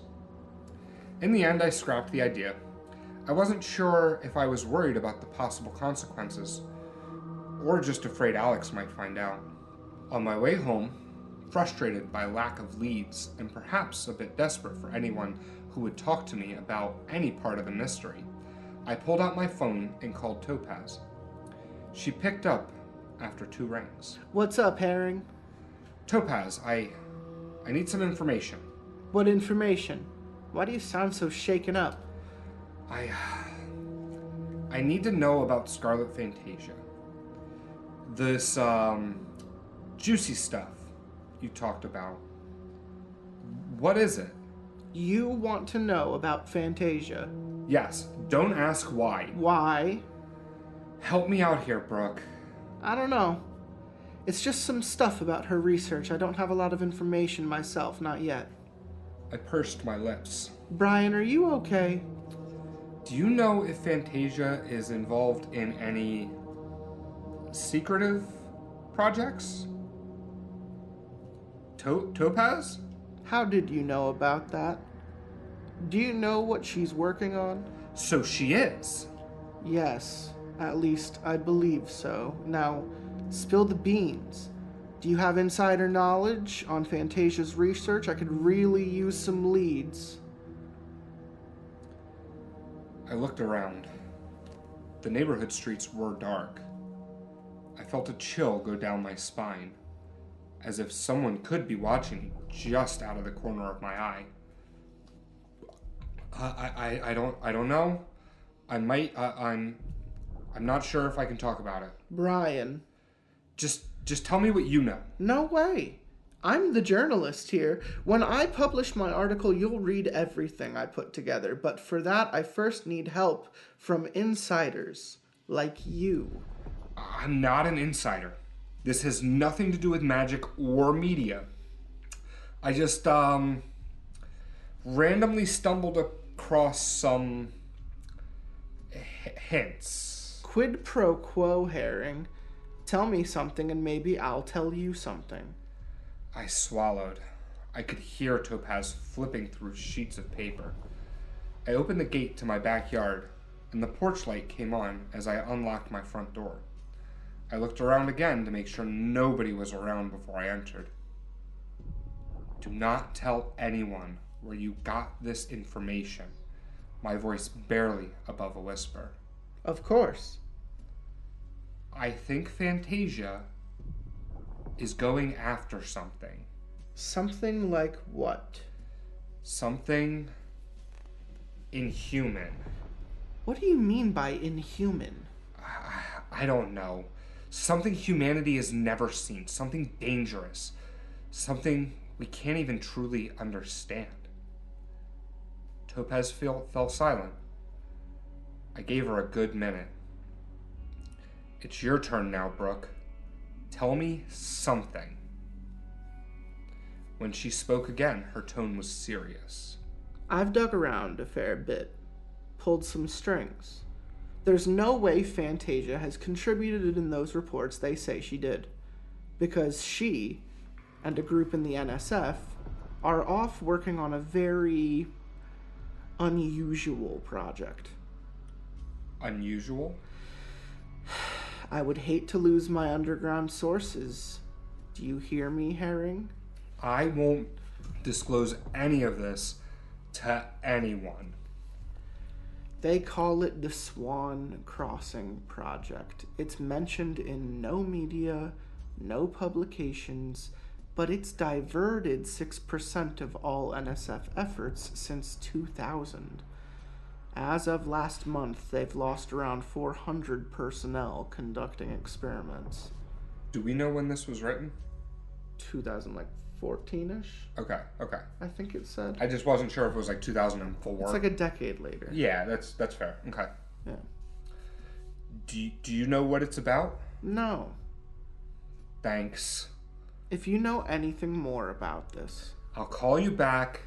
I promise. And if you have sources you can share, hook me up. I will. And if you know what's good for you, don't go sticking your nose in government secrets. That's how you disappear off the face of the earth. Look who's talking. Alex was consciously avoiding me. I was sure of it. I already knew that waiting for another fortuitous run-in was out of the question. So I had taken to scouring his show schedule and see when he would appear in public. To my dismay, I found that his shows, at least for the next month, aligned almost exactly to when I had my own gigs. Somehow Alex made it physically impossible for me to go out looking for him. At this rate, I would never see him again. He said for a fucking month? That's a little dramatic. It is a little dramatic. Like, There's a lot more time. For the next month, I'm not going to see you ever again. For whatever reason, despite everything that happened that scared me deeply, the thought of parting ways with the Mirage seemed unacceptable. Is this starting to get a little homoerotic to you? I mean, he's definitely obsessive. It's very Twilight. It's very like, oh, I'm not a part of that world, but everything about it is interesting and attractive. Yeah. Because, like, last I checked, this is about, like, a close to 50-year-old man. Yeah. And, like, a Talking about, like, 17-year-old kid. Yeah. Well, but let's just sit on that for a second. Sure. I'm under the assumption that Alex is, like, 300. Oh, no, I'm not. You know. But it's all about appearances. Yeah. I'm sure whatever he is, he said he's been around for years and he's always looked this way. So it's like, whether he's alien or demon or vampire, he's definitely old. He's transcended what we think of as, like, youthful. I don't know if we can put this one in. I had somebody come up to me and they, like, were bitching. It was a pothead I work with, right? And he's like 55, 60, and you know, he was talking about politics, and I'll keep the politics completely out of it, but he basically said something about our generation, right? He was like, oh, you know, that's the problem with your generation. Okay. I looked at him and I said, well, your generation's the one that gave us Jeffrey Epstein and P. Diddy, so fuck you. Yeah, pretty much. You know? 100% fair, and that's actually exactly what I would say in the same situation. Yeah. And I might even add Michael Jackson in there. yeah, absolutely. You know, the fucking laundry list. People like to forget about that. Harvey Weinstein, even. Harvey Weinstein. You know. Yep, we're living in that time. Yeah. Sorry for the ramble. It's a worthwhile derail. Yeah. Are we at the top? At the top. Yeah. For whatever reason, despite everything that happened that scared me deeply, the thought of parting ways with the Mirage seemed unacceptable. Maybe it was because I need to know about the Swan Crossing project and everything that made me at once fearful and curious. Or maybe it was simply because Alex had let me witness real magic after a lifetime of dedicating to mere tricks. Oh, that was weak. Before I knew it, I had canceled a private performance for some millionaire New Yorker and bought a plane ticket to Shanghai. And before I knew it, I was standing among crowds with my back to the riverside skyline, staring up at a sparkling black and purple circus tent of the Mirage Carnival. Next chapter is called I'm a Magician and I'm on the Trail of Real Magic. That just makes me think of Magic Man from Adventure Time. Such an asshole. I especially like the minute he appears, a bird flaps up to him, and he goes, magic, and waves his hand, and its skin turns inside out, and it tries to chirp, and it chokes, and like jumps right off his shoulder because it can't fly anymore because it's all muscle now. That's the kind of magic we're talking about here. Seeing Alex perform again gave me chills I never anticipated, and boners. The crowd roared as he stepped on stage. Wreathed in white smoke and flashing stage lights, the Mirage was a mythical being. He spread his hands, and the very air around us seemed to surge toward him, pulsing with heat and sound. My heart was pounding. Surrounded by thousands of strangers, yet taking their breath away all at once, he was unstoppable. He was like Dwayne "The Rock" Johnson. The circus yard under the night sky was packed with people. The costume performers went around taking pictures with whoever managed to snag their attention, sometimes making twisted faces or scaring, squealing children back into their parents' arms. I looked around, pushing my way through the crowds. It took me a good while to spot the clown with the jagged teeth. After a few futile attempts at pulling him away from the chattering circus goers, I finally managed to get him to look at me. His grotesquely made-up face went slack. Ignoring the group of people who had amassed again to take pictures, he steered me off to the side of the yard behind one of the popcorn carts. I'm looking for Alex. He shook his head, then gestured towards the blinking gateway leading out of the yard. I need to talk to him. He shook his head again, flailing his arms at the exit. Why won't you let me meet him? He wiggled his gray spikes of fingers and drew little shapes with his hands and then pointed at the gate again. I don't understand. With ridiculously exaggerated strides, he began walking toward the gate. He waved his hands at me and then at himself. Just speak! I didn't come all the way to China to get mimed away! The clown's shoulders slumped. He walked back to me, this time without the theatrics. His slit lips were pulled taut. His throat above his frilled collar bobbed as he swallowed. Then he drew half a step closer to me and opened his mouth. Between his jagged plastic teeth, he had no tongue. I gasped. The clown closed his mouth again and pointed toward the exit. What happened to you? He shook his head. Slowly, I looked around the circus yard at the other performers, jumping out at the small children and posing for pictures. They only smiled with their teeth closed, and none of them ever spoke. What happened? Did Alex do this to you? The clown didn't respond. His dark eyes glistened in the flickering lights. Please. My voice came out soft, like I was talking to a wounded animal. I need to talk to him. The clown shook his head hard. Then he grabbed me by my shoulders and began to steer me toward the exit. I let him walk me out the gate and leave me there because I couldn't think of what I could possibly do to him. He glanced at me over his shoulder with a stern look as he walked back into the yard. I stared at the crowds of people slowly trickling out the exit of the Mirage Carnival and into the chilly night. I wasn't getting thrown out so easily.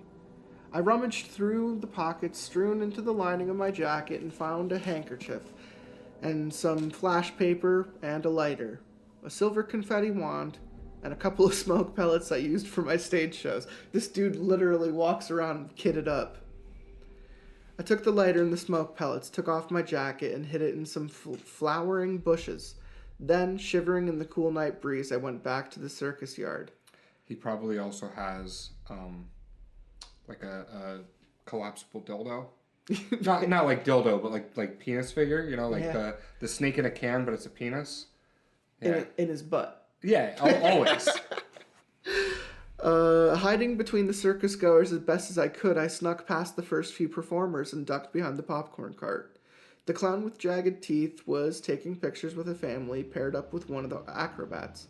He was gesticulating to her as if telling her something. Even as people crowded around him and pulled him into pictures, he kept looking around, making sure that I was gone. I lit the smoke pellets and tossed them as close to the group as I dared. As the family walked away and another came up to replace him, I heard the crack of the smoldering pellets being crushed underfoot. A 10-foot-tall plume of white smoke spewed forth, clouding up the hanging lights. People shouted in alarm. I slipped past the crowds and skirted around the edge of the yard, then sprinted around the circus tent to the back. The square black tent was set up behind the big top just like before, and I hastily looked around from a small black tent tucked into the very back of the yard, a sliver of golden light seeping through the crack in the entrance. I went up to it and pulled aside the black drapes. Sitting there at a small round table surrounded by fairy lights, just like he had weeks ago when I first met him, was Alex. On the table were 2 slim wine glasses and a bottle of champagne. Alex. He looked at me and smiled. Come in. I've been waiting for you. I stepped into the tent and sat at the table across from him. You knew I was coming? Of course. If not today, it could have been any other day. Why did the clown not want me to see you? Alex didn't answer. He placed his hand on the bottle of champagne, and the cork came off with a pop. Tiny bubbles climbed up the rose-tinted liquid as he poured my glass, and then his own. I swallowed. My tongue felt dry. What did you do to the performers? He glanced at me. Is that your one question? I pursed my lips. Alex put down the bottle and traced the tip of his index finger along the rim of his glass. Thank you for coming out here. You've come a long way. It means a lot to me. You know why I'm here, don't you? Alex nodded. He raised his glass. 2 mysteries and ambitions and everything in between. I picked up my glass and touched it to his with a soft clink. For a while we sipped our wine and listened to the muted shouting and laughing of the circus yard. Inside the tent, the air was warm. Finally, gathering my courage and my thoughts, I opened my mouth and took a short breath. Tell me about the Swan Crossing project. Alex didn't say anything. I first thought he was simply ignoring me, but when I looked at him, I saw it, and for the first time, his ever-present smile had completely vanished. His unnaturally vivid purple eyes were trained on me. His gaze was steady, and so keen that I could feel it digging into me like a cold needle. It took me all my willpower not to shrink away. And then he spoke in a low voice. You have far exceeded my expectations. What does that mean? I fidgeted in my seat. It means it's time. Time for what? He sat forward and held my gaze. For now, you need to leave. Alex, you can't keep doing this. I know, but it's not safe to talk when the NSF knows where I might be. I'll meet you in 2 weeks, in the Vegas lounge where Gateway had its party. There, I'll tell you everything. Everything? Yes. He glanced around. Against all odds, the unbreakable confidence he had on stage was showing its cracks. He looked on edge, afraid even. His apprehension scared me.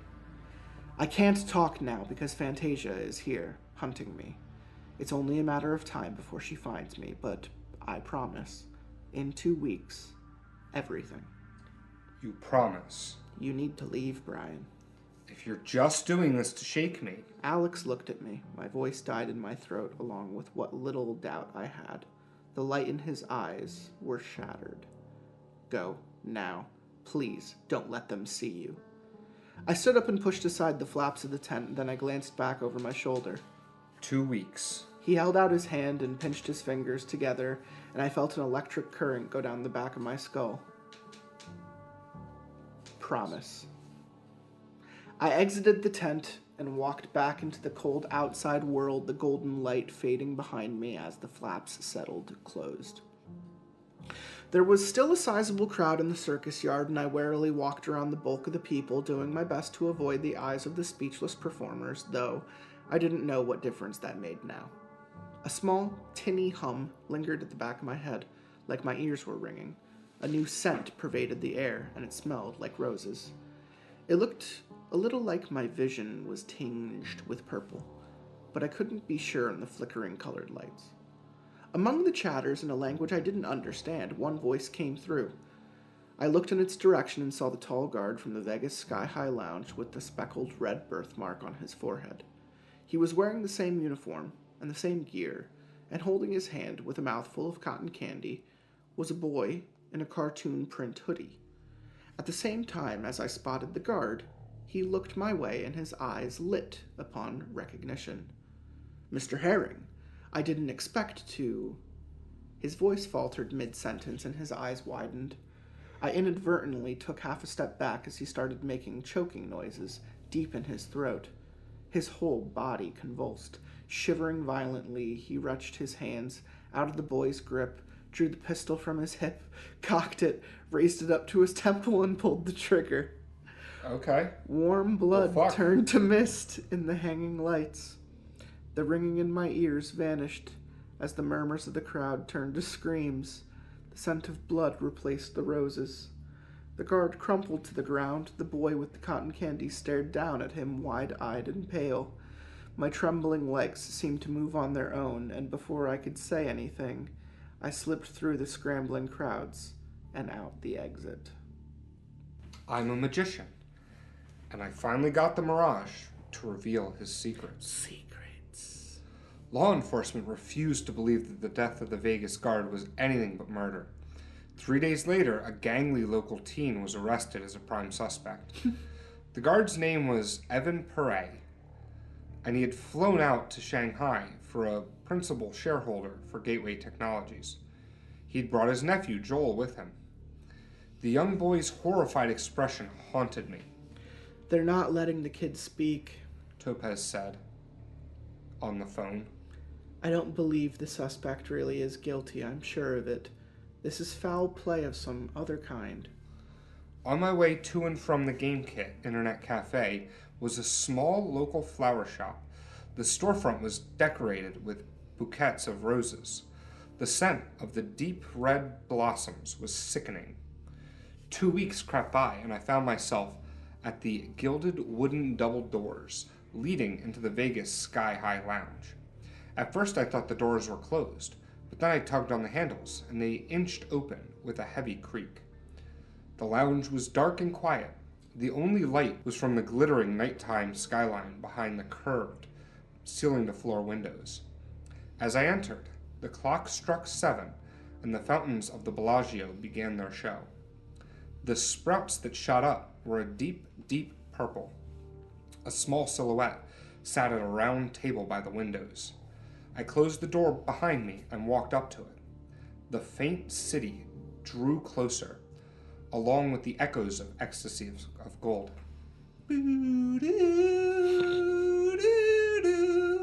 Set on the table were 2 glasses of champagne.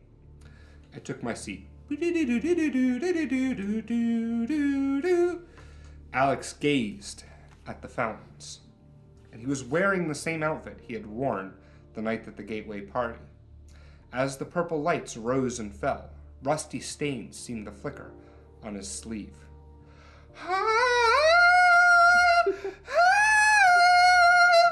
What the fuck? That's Ecstasy of Gold. Oh, is it? Yeah. I'm gonna have to post it now. That perfect, absolutely. So the song originally is from like, I don't fucking know, 1912 or something. My favorite rendition is Metallica did a cover of it a couple years ago, and so that's like, there's also a bunch of like EDM remixes of that song, you know. So it's the type of thing that like everybody kind of knows the song, but they don't know the title of the song, and I only know the title of the song because of the Metallica remix. I was picturing like a completely different song, and I really can't put my thumb on it. That's fair. But when you started doing that, yeah. Well, when I did that, you knew what song it was, at least. I now need to go listen listen to make sure that I'm thinking of the right thing. But that's fair. I'll probably get copyrighted for using it in the episode, but I don't care. Oh, I was gonna say, my singing's not that good. You promised, I said. Alex hushed me, and I crossed my arms as he smiled. Just watch. We watched the fountains in silence again. Only when the lights went dark and the mist settled did Alex turn to me. I owe you a lot. You keep saying that. What have I done for you? Everything. He spread his arms. All of this. None of it could have happened without you. 12 years ago, on that beautiful night when you inspired me to become something greater. The city lights flickered. Bloodstains appeared on his sleeve again before fading. Tell me what you are. I'm an escape artist, just like you. What did you escape from? The Swan Crossing Project. I looked at him expectantly as I sipped from my glass. The champagne had a slight flowery fragrance. I was glad it wasn't roses. Alex looked away and out the window. Fridays before 8. The fountains come on every 30 minutes, yes? Tell me about the Swan Crossing project. Alex sighed lightly. Then he looked back to me.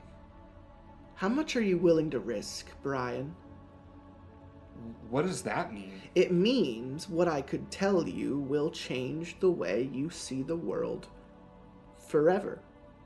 Are you willing to accept that? I pursed my lips as Alex waited. You've already changed my world. I've seen feats of real magic. Will the things you tell me change it even more? Maybe. How? Would you like me to tell you? The way he stared at me made me shrink.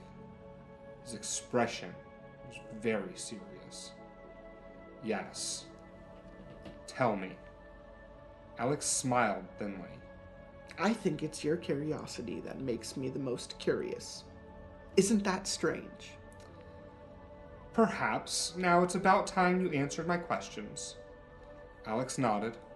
To make a long story short, there are other worlds besides this one. Other worlds? Yes. Entire other realities.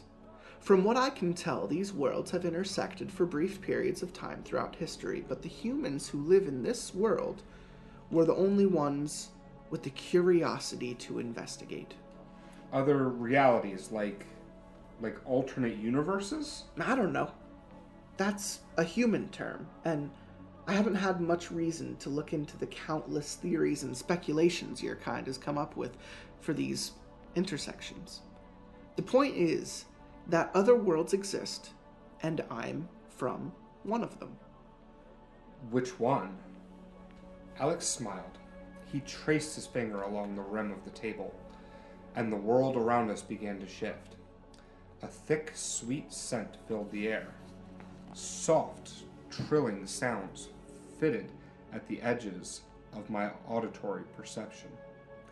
The carpeted floors and glass walls fell away, and a bed of lofty, soft, glowing fuzz took their place.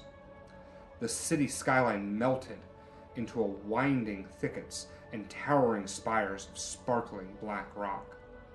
The night sky brightened into twilight, where sheer white insects, far too large to be dragonflies, fluttered about. If I had to describe it, I would say it looked like a twisted, glowing forest that stretched up and down in infinite canopies. But human words can't come close to emulating what I saw and felt.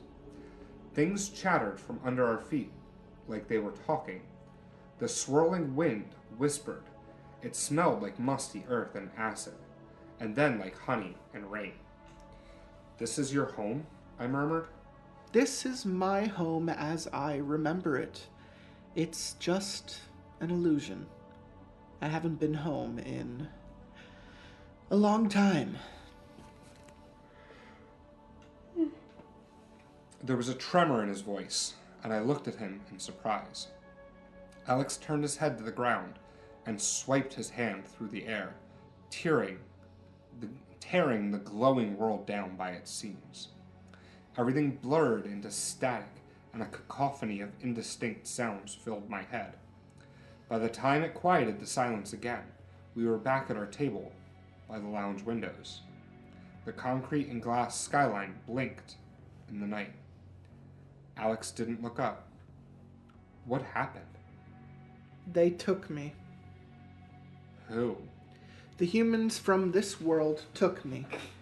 In what would correspond to your February of the year 2000. They finally broke through to these other worlds and opened a gate. They came in, suited and masked, shouting in strange tongues and carrying weapons I had never seen. Many of them died, but more kept pouring in. They bound me up in nets that burned, and they took me. And then you escaped? No. First, they threw me into a prison with others who had been taken just like me from many different places that I never knew of.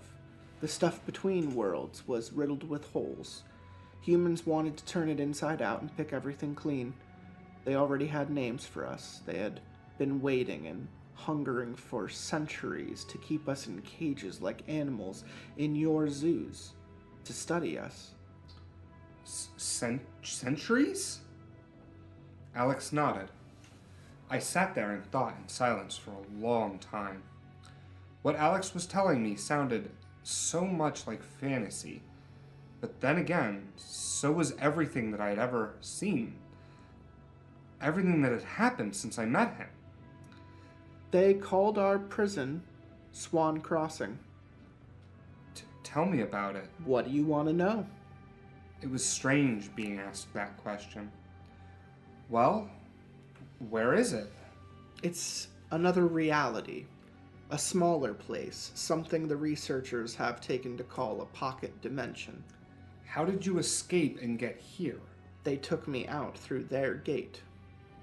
Why? Because they wanted to cut me open and put me in a jar. He spoke bluntly. I bit my tongue. Swan Crossing is like a cage.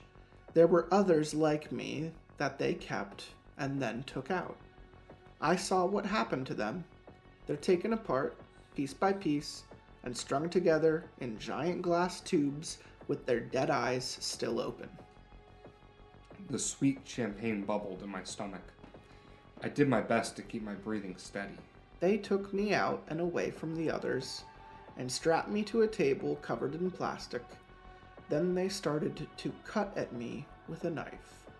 He looked at me, his eyes wild. It burned like hell. The pressure in the room ratcheted up, making my ears pop. A low hum began to resonate from the floor up my bones. A tremor passed through the foundations of the building. Dust rained from the ceiling. Giant cracks raced down the curved glass windows. Alex! He exhaled, and his breath came out in a plume of sparkling smoke. He squeezed his eyes shut, and his knuckles turned pale as he gripped the edge of the table, slowly twisting in pain. I watched horrified as his skin began to smolder like deep purple embers. Crisscrossed patches of skin peeled open all over his face and hands, curling outwards as their edges turned to a brittle black soot. The thick, dark ooze underneath bubbled and steamed. The air grew heavy with the scent of roses. Alex shuddered, dripping blood onto the table. Slowly, shakingly, he raised his hands and stared down at the deep fissures peeling back his skin. Then he closed his eyes tightly, and everything went still. The humming stopped, the cracks retreated from the windows, and the wounds closed like flowers after dark, and the burns faded away. He opened his eyes and looked at me as if nothing had happened. That was how I began to discover my power. I remember the pain. I remember screaming. And then everyone was gone. Ashes. I picked up the pieces, and then I ran. I swallowed hard. Sorry. I've been training for 10 years, and this still gets me. It's okay. After all you've been through. He cracked a tenuous smile. You're very brave, Brian.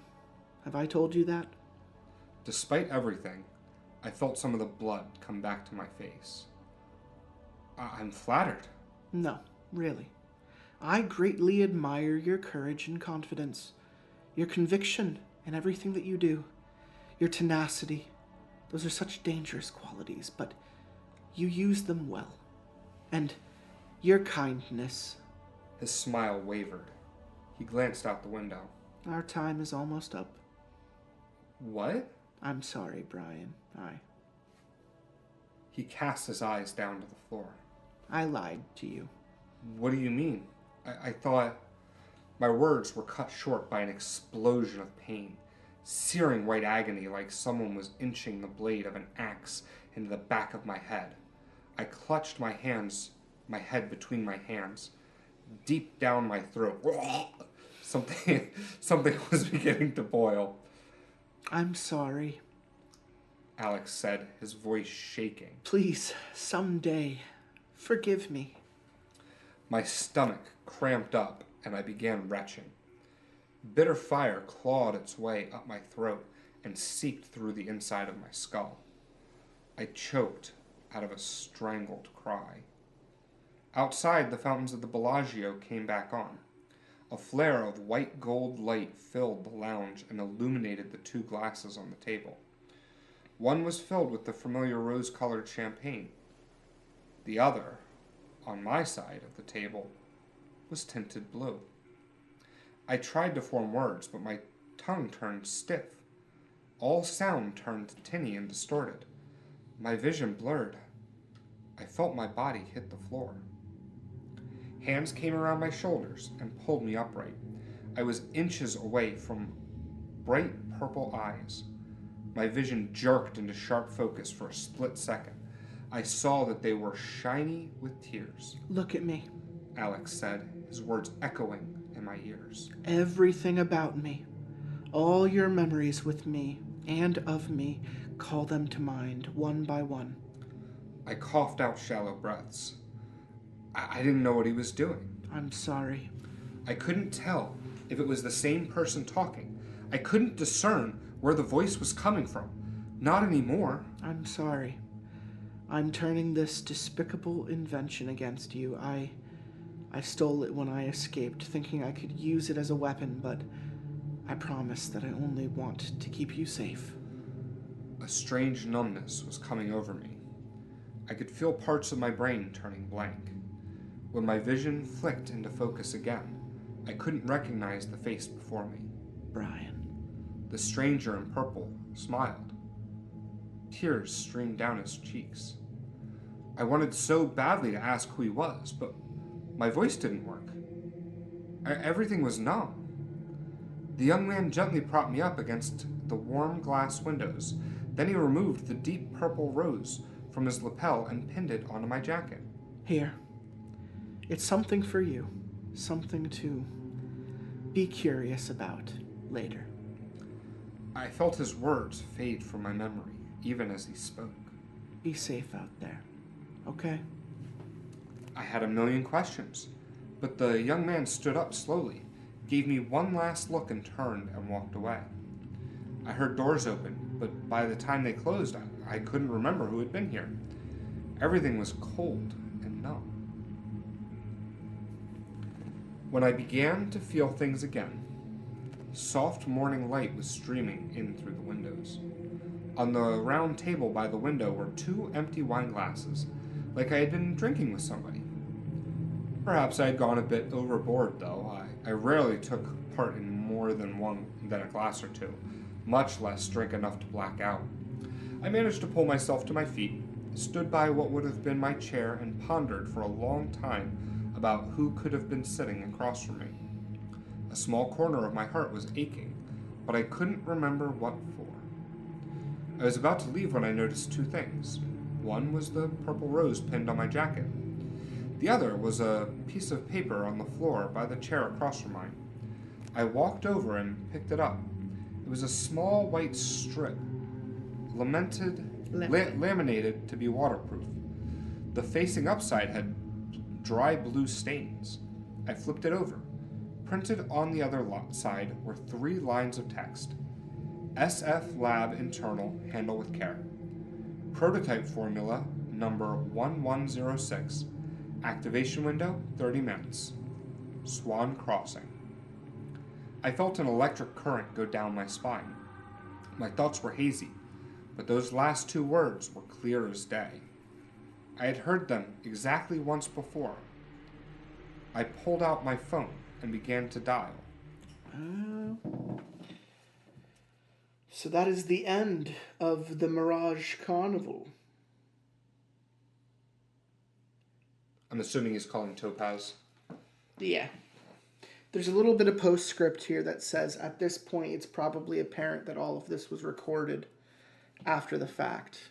I first met Alex in 2014, and by now it feels like an eternity has passed since then. Alex, the name feels strange on my tongue. It feels strange to call him that now. For all the promises we made and broke, this wasn't the last time that we would see each other. Far from it. And the only reason I can write about it now is that after everything that happened, it doesn't matter anymore, and I keep these stories secret. If you would be so inclined, stay for the journey that turned my world just as Alex promised. If not, I thank you for your time and wish you the best of luck in all your endeavors. Dated in 2019. Okay. So it came out in 2019, and the implication is that it took place in the past. Yeah, in 2014. Okay. I'm going to follow the link and see where it goes. Yeah? Because I don't like cliffhangers. I do. But that's mostly because I know that I can drink enough to forget the ending anyway, and then everything is a cliffhanger. Oh, no. Oh, no? There's entire other parts to this series. Okay. There's a whole second arc about the children of Swan Crossing, and there's an entire third arc about the other worlds. And there's a lot here. And we don't have time to read all of it. That's fair. But what I will say is... Sounds like we're going to do an emergency part 2 at some point in the future eventually. Probably not, honestly. I have the next 30 episodes planned out already. Sure. I thought this would be singular in its nature. Well, if you liked it, I guess I could say that. Yeah. If you liked it, go read the rest of it. I'm okay kind of leaving it as this short Men in Black experience where this dude got mind wiped after tapping into some otherworldly shit. It felt really Faye there. It did. At the end. Yeah. And that's when I made the click that it reminded me of Crying Hawaiian's campaign when we were friends with the werewolf. Yep. And we got lured into that fucking forest. Yeah. And all of a sudden, the forest turned into fucking bullshit. You're stuck there, yeah. Uh-huh. And we had to run from... I thought the werewolves got us out. The werewolves probably got it. There was one in a wheelchair who got us out. But what was homunculi? Yes. Am I remembering that correctly? Homunculi were chasing us through the fairy realm. Mm-hmm. They had some fucker come after us. That was a fun ass campaign. I like now that I'm placing this story in a realm of fantasy, it is Fae. It hits Fae. Yeah. There's parts of it that are just I come from a magical world of rose petals. Yeah, very much so. Everything is rose petals and deer. That's just Fae to me. That's just the best way to say it. You tapped into it when you said vampire. Yeah. Earlier. I kind of had that nudgeling. And it does make sense. The Fae and the vampires are very similar. They're basically dark cousins. Yeah, exactly. Because the Fae is fucked. I don't mean to make the Fae sound... no, they're fucking intense. Even in your recent campaign, we had an element of the Fae that we ran into, and it was just a sisterhood of witches, basically, but they were fucked. Yeah, they were literally stealing enjoyment from an entire city. Stealing the magic and splendor. Which is funny. We're saying that this is a story of an old magician who discovers the Fae. That actually... That checks out to me. Because, of course, a magician would be interested in something as pagan. Yeah. And kind of fanciful. Would have that this is up my alley, Literally just say, do you think Chris Angel believes in the Fae? And I would be hard to say no. Yeah, yeah. But yeah, what's your overall impression of this story? What are you taking away from it? I did like it. I liked it a lot. I think that there were definitely some moments where and I mentioned it in the preface that a lot of these stories I feel like I would just rather read a published work. There were definitely some parts where I was this writing is kind of sloppy, I can tell that it's fanfic. Yeah. But the overarching, the storyboard was fantastic. Yeah. I definitely think that that part of it was really good. Well, that's why I say Twilight. I really enjoyed it. Yeah. That's why I say Twilight, because Twilight wasn't written much better, my man, and they are fair. All published. Fair. I never read that. Oh, it's bad. I'm sure. It's bad. I've heard plenty of horror stories. It's cringy, it's nutty, it's weird. Yeah. It's gross. A lot of it is gross. But yeah, I don't know. I liked the story a lot, but like frankly, even if I could throw one more episode at it in the future, it's not going to be enough to carry everything because the list I saw made it sound like the next chapter about Swan Crossing was like double to triple the size of what we just read. Sure. And then there's a whole That nother was going to be my other question. there's a whole nother third section called The Other World, and that was just as long as what we just read. So like minimally there's like 8 to 9 hours of this still left. Yeah. And I don't have the time for it. But Sure. but I'm not saying it's not worth reading. Mm-hmm. I enjoyed it enough that I could at least sit here and say, go read this if you have the time and if you liked us, going over the first part. Yeah. It's not the first time that's happened either. Mm-hmm. I've started numerous stories at their chapter 1 or chapter 2 or whatever on this show, and we've never finished like 5 of them. And it's just because it was something I wanted to read on the show, but I knew that it was like an ongoing thing that was that still had legs on Reddit. Sure. And I just wanted to see what the interest was because people keep talking about them. The one I think of the most is the gas station. Chronicles of the Gas Station. There's this guy. Is that the one, Don't Look Out the Window? No, that's the store owner on the crutch who actually physically works at the gas station. Oh, okay. The entire series is just about fucked up things happening to him in that gas station. Sure. Like an elder god cockroach lives underneath the gas station and starts to like try to mind meld the people in the town above. Okay. Because he wants to like fix their problems. Sure. And so he sends like sproutling human hybrids up out into the world to do his bidding. And for some reason, one of the guys who works at this store just keeps fucking hitting those sproutlings with his car. Mm-hmm. And every time he buries them, he's just like, I thought I killed you already. And it's just like, nope. They just keep They're literally like head first sprouting up out of the ground like little vegetables.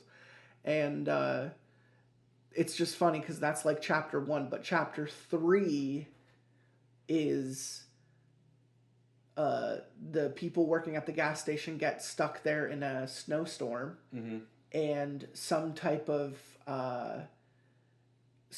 monster gets loose from some nearby mountain and just like fucking eats anyone that comes by the gas station that night. Sure. So everyone who's inside is trying to warn people to stay away because there's something literally sitting on top of the gas station awning just reaching down and eating people. Mm-hmm.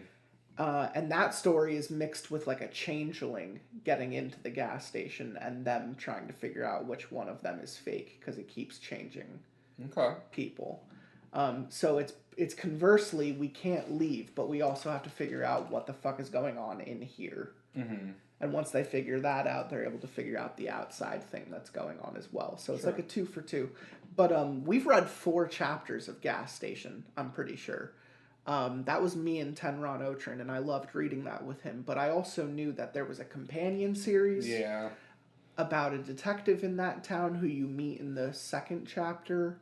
And then there's a companion series about the other guy who's from a cult that runs away to go work at the gas station. Like, there's just, it's a world that this guy made now, and it's published and it's a thing. Mm-hmm. But, like, I just wanted to tap into it because it started on Reddit and it sounded incredibly interesting. Mm-hmm. There are other series that we've started. I read a Jeff the Killer, like, reworked public remake with Terry. And we literally got, like, 2 chapters in before saying, fuck this. This is, like... Mm-hmm. This is just as bad as the original story, and it's 18 times longer, and I don't want to read this. Yeah.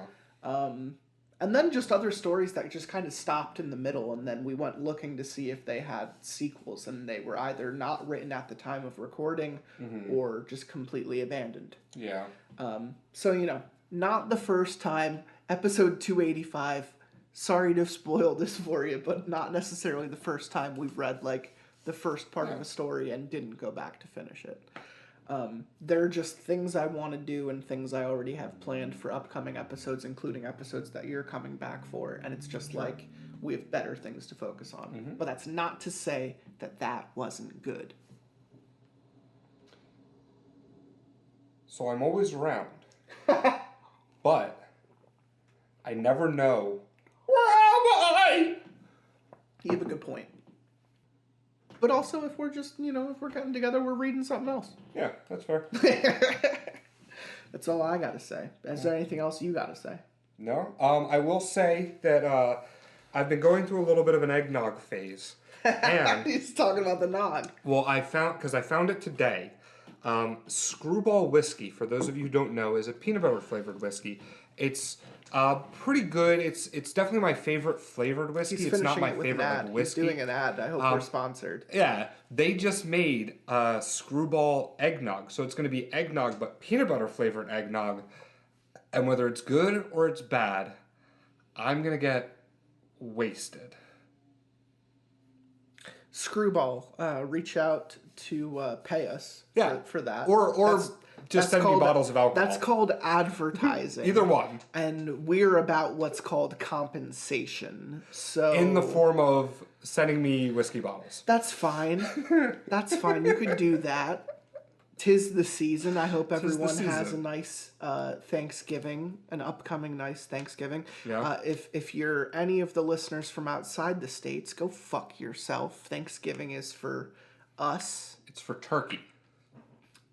Anyone can have turkey any time of year, but this is for us. You're not allowed. Not allowed. Fuck you.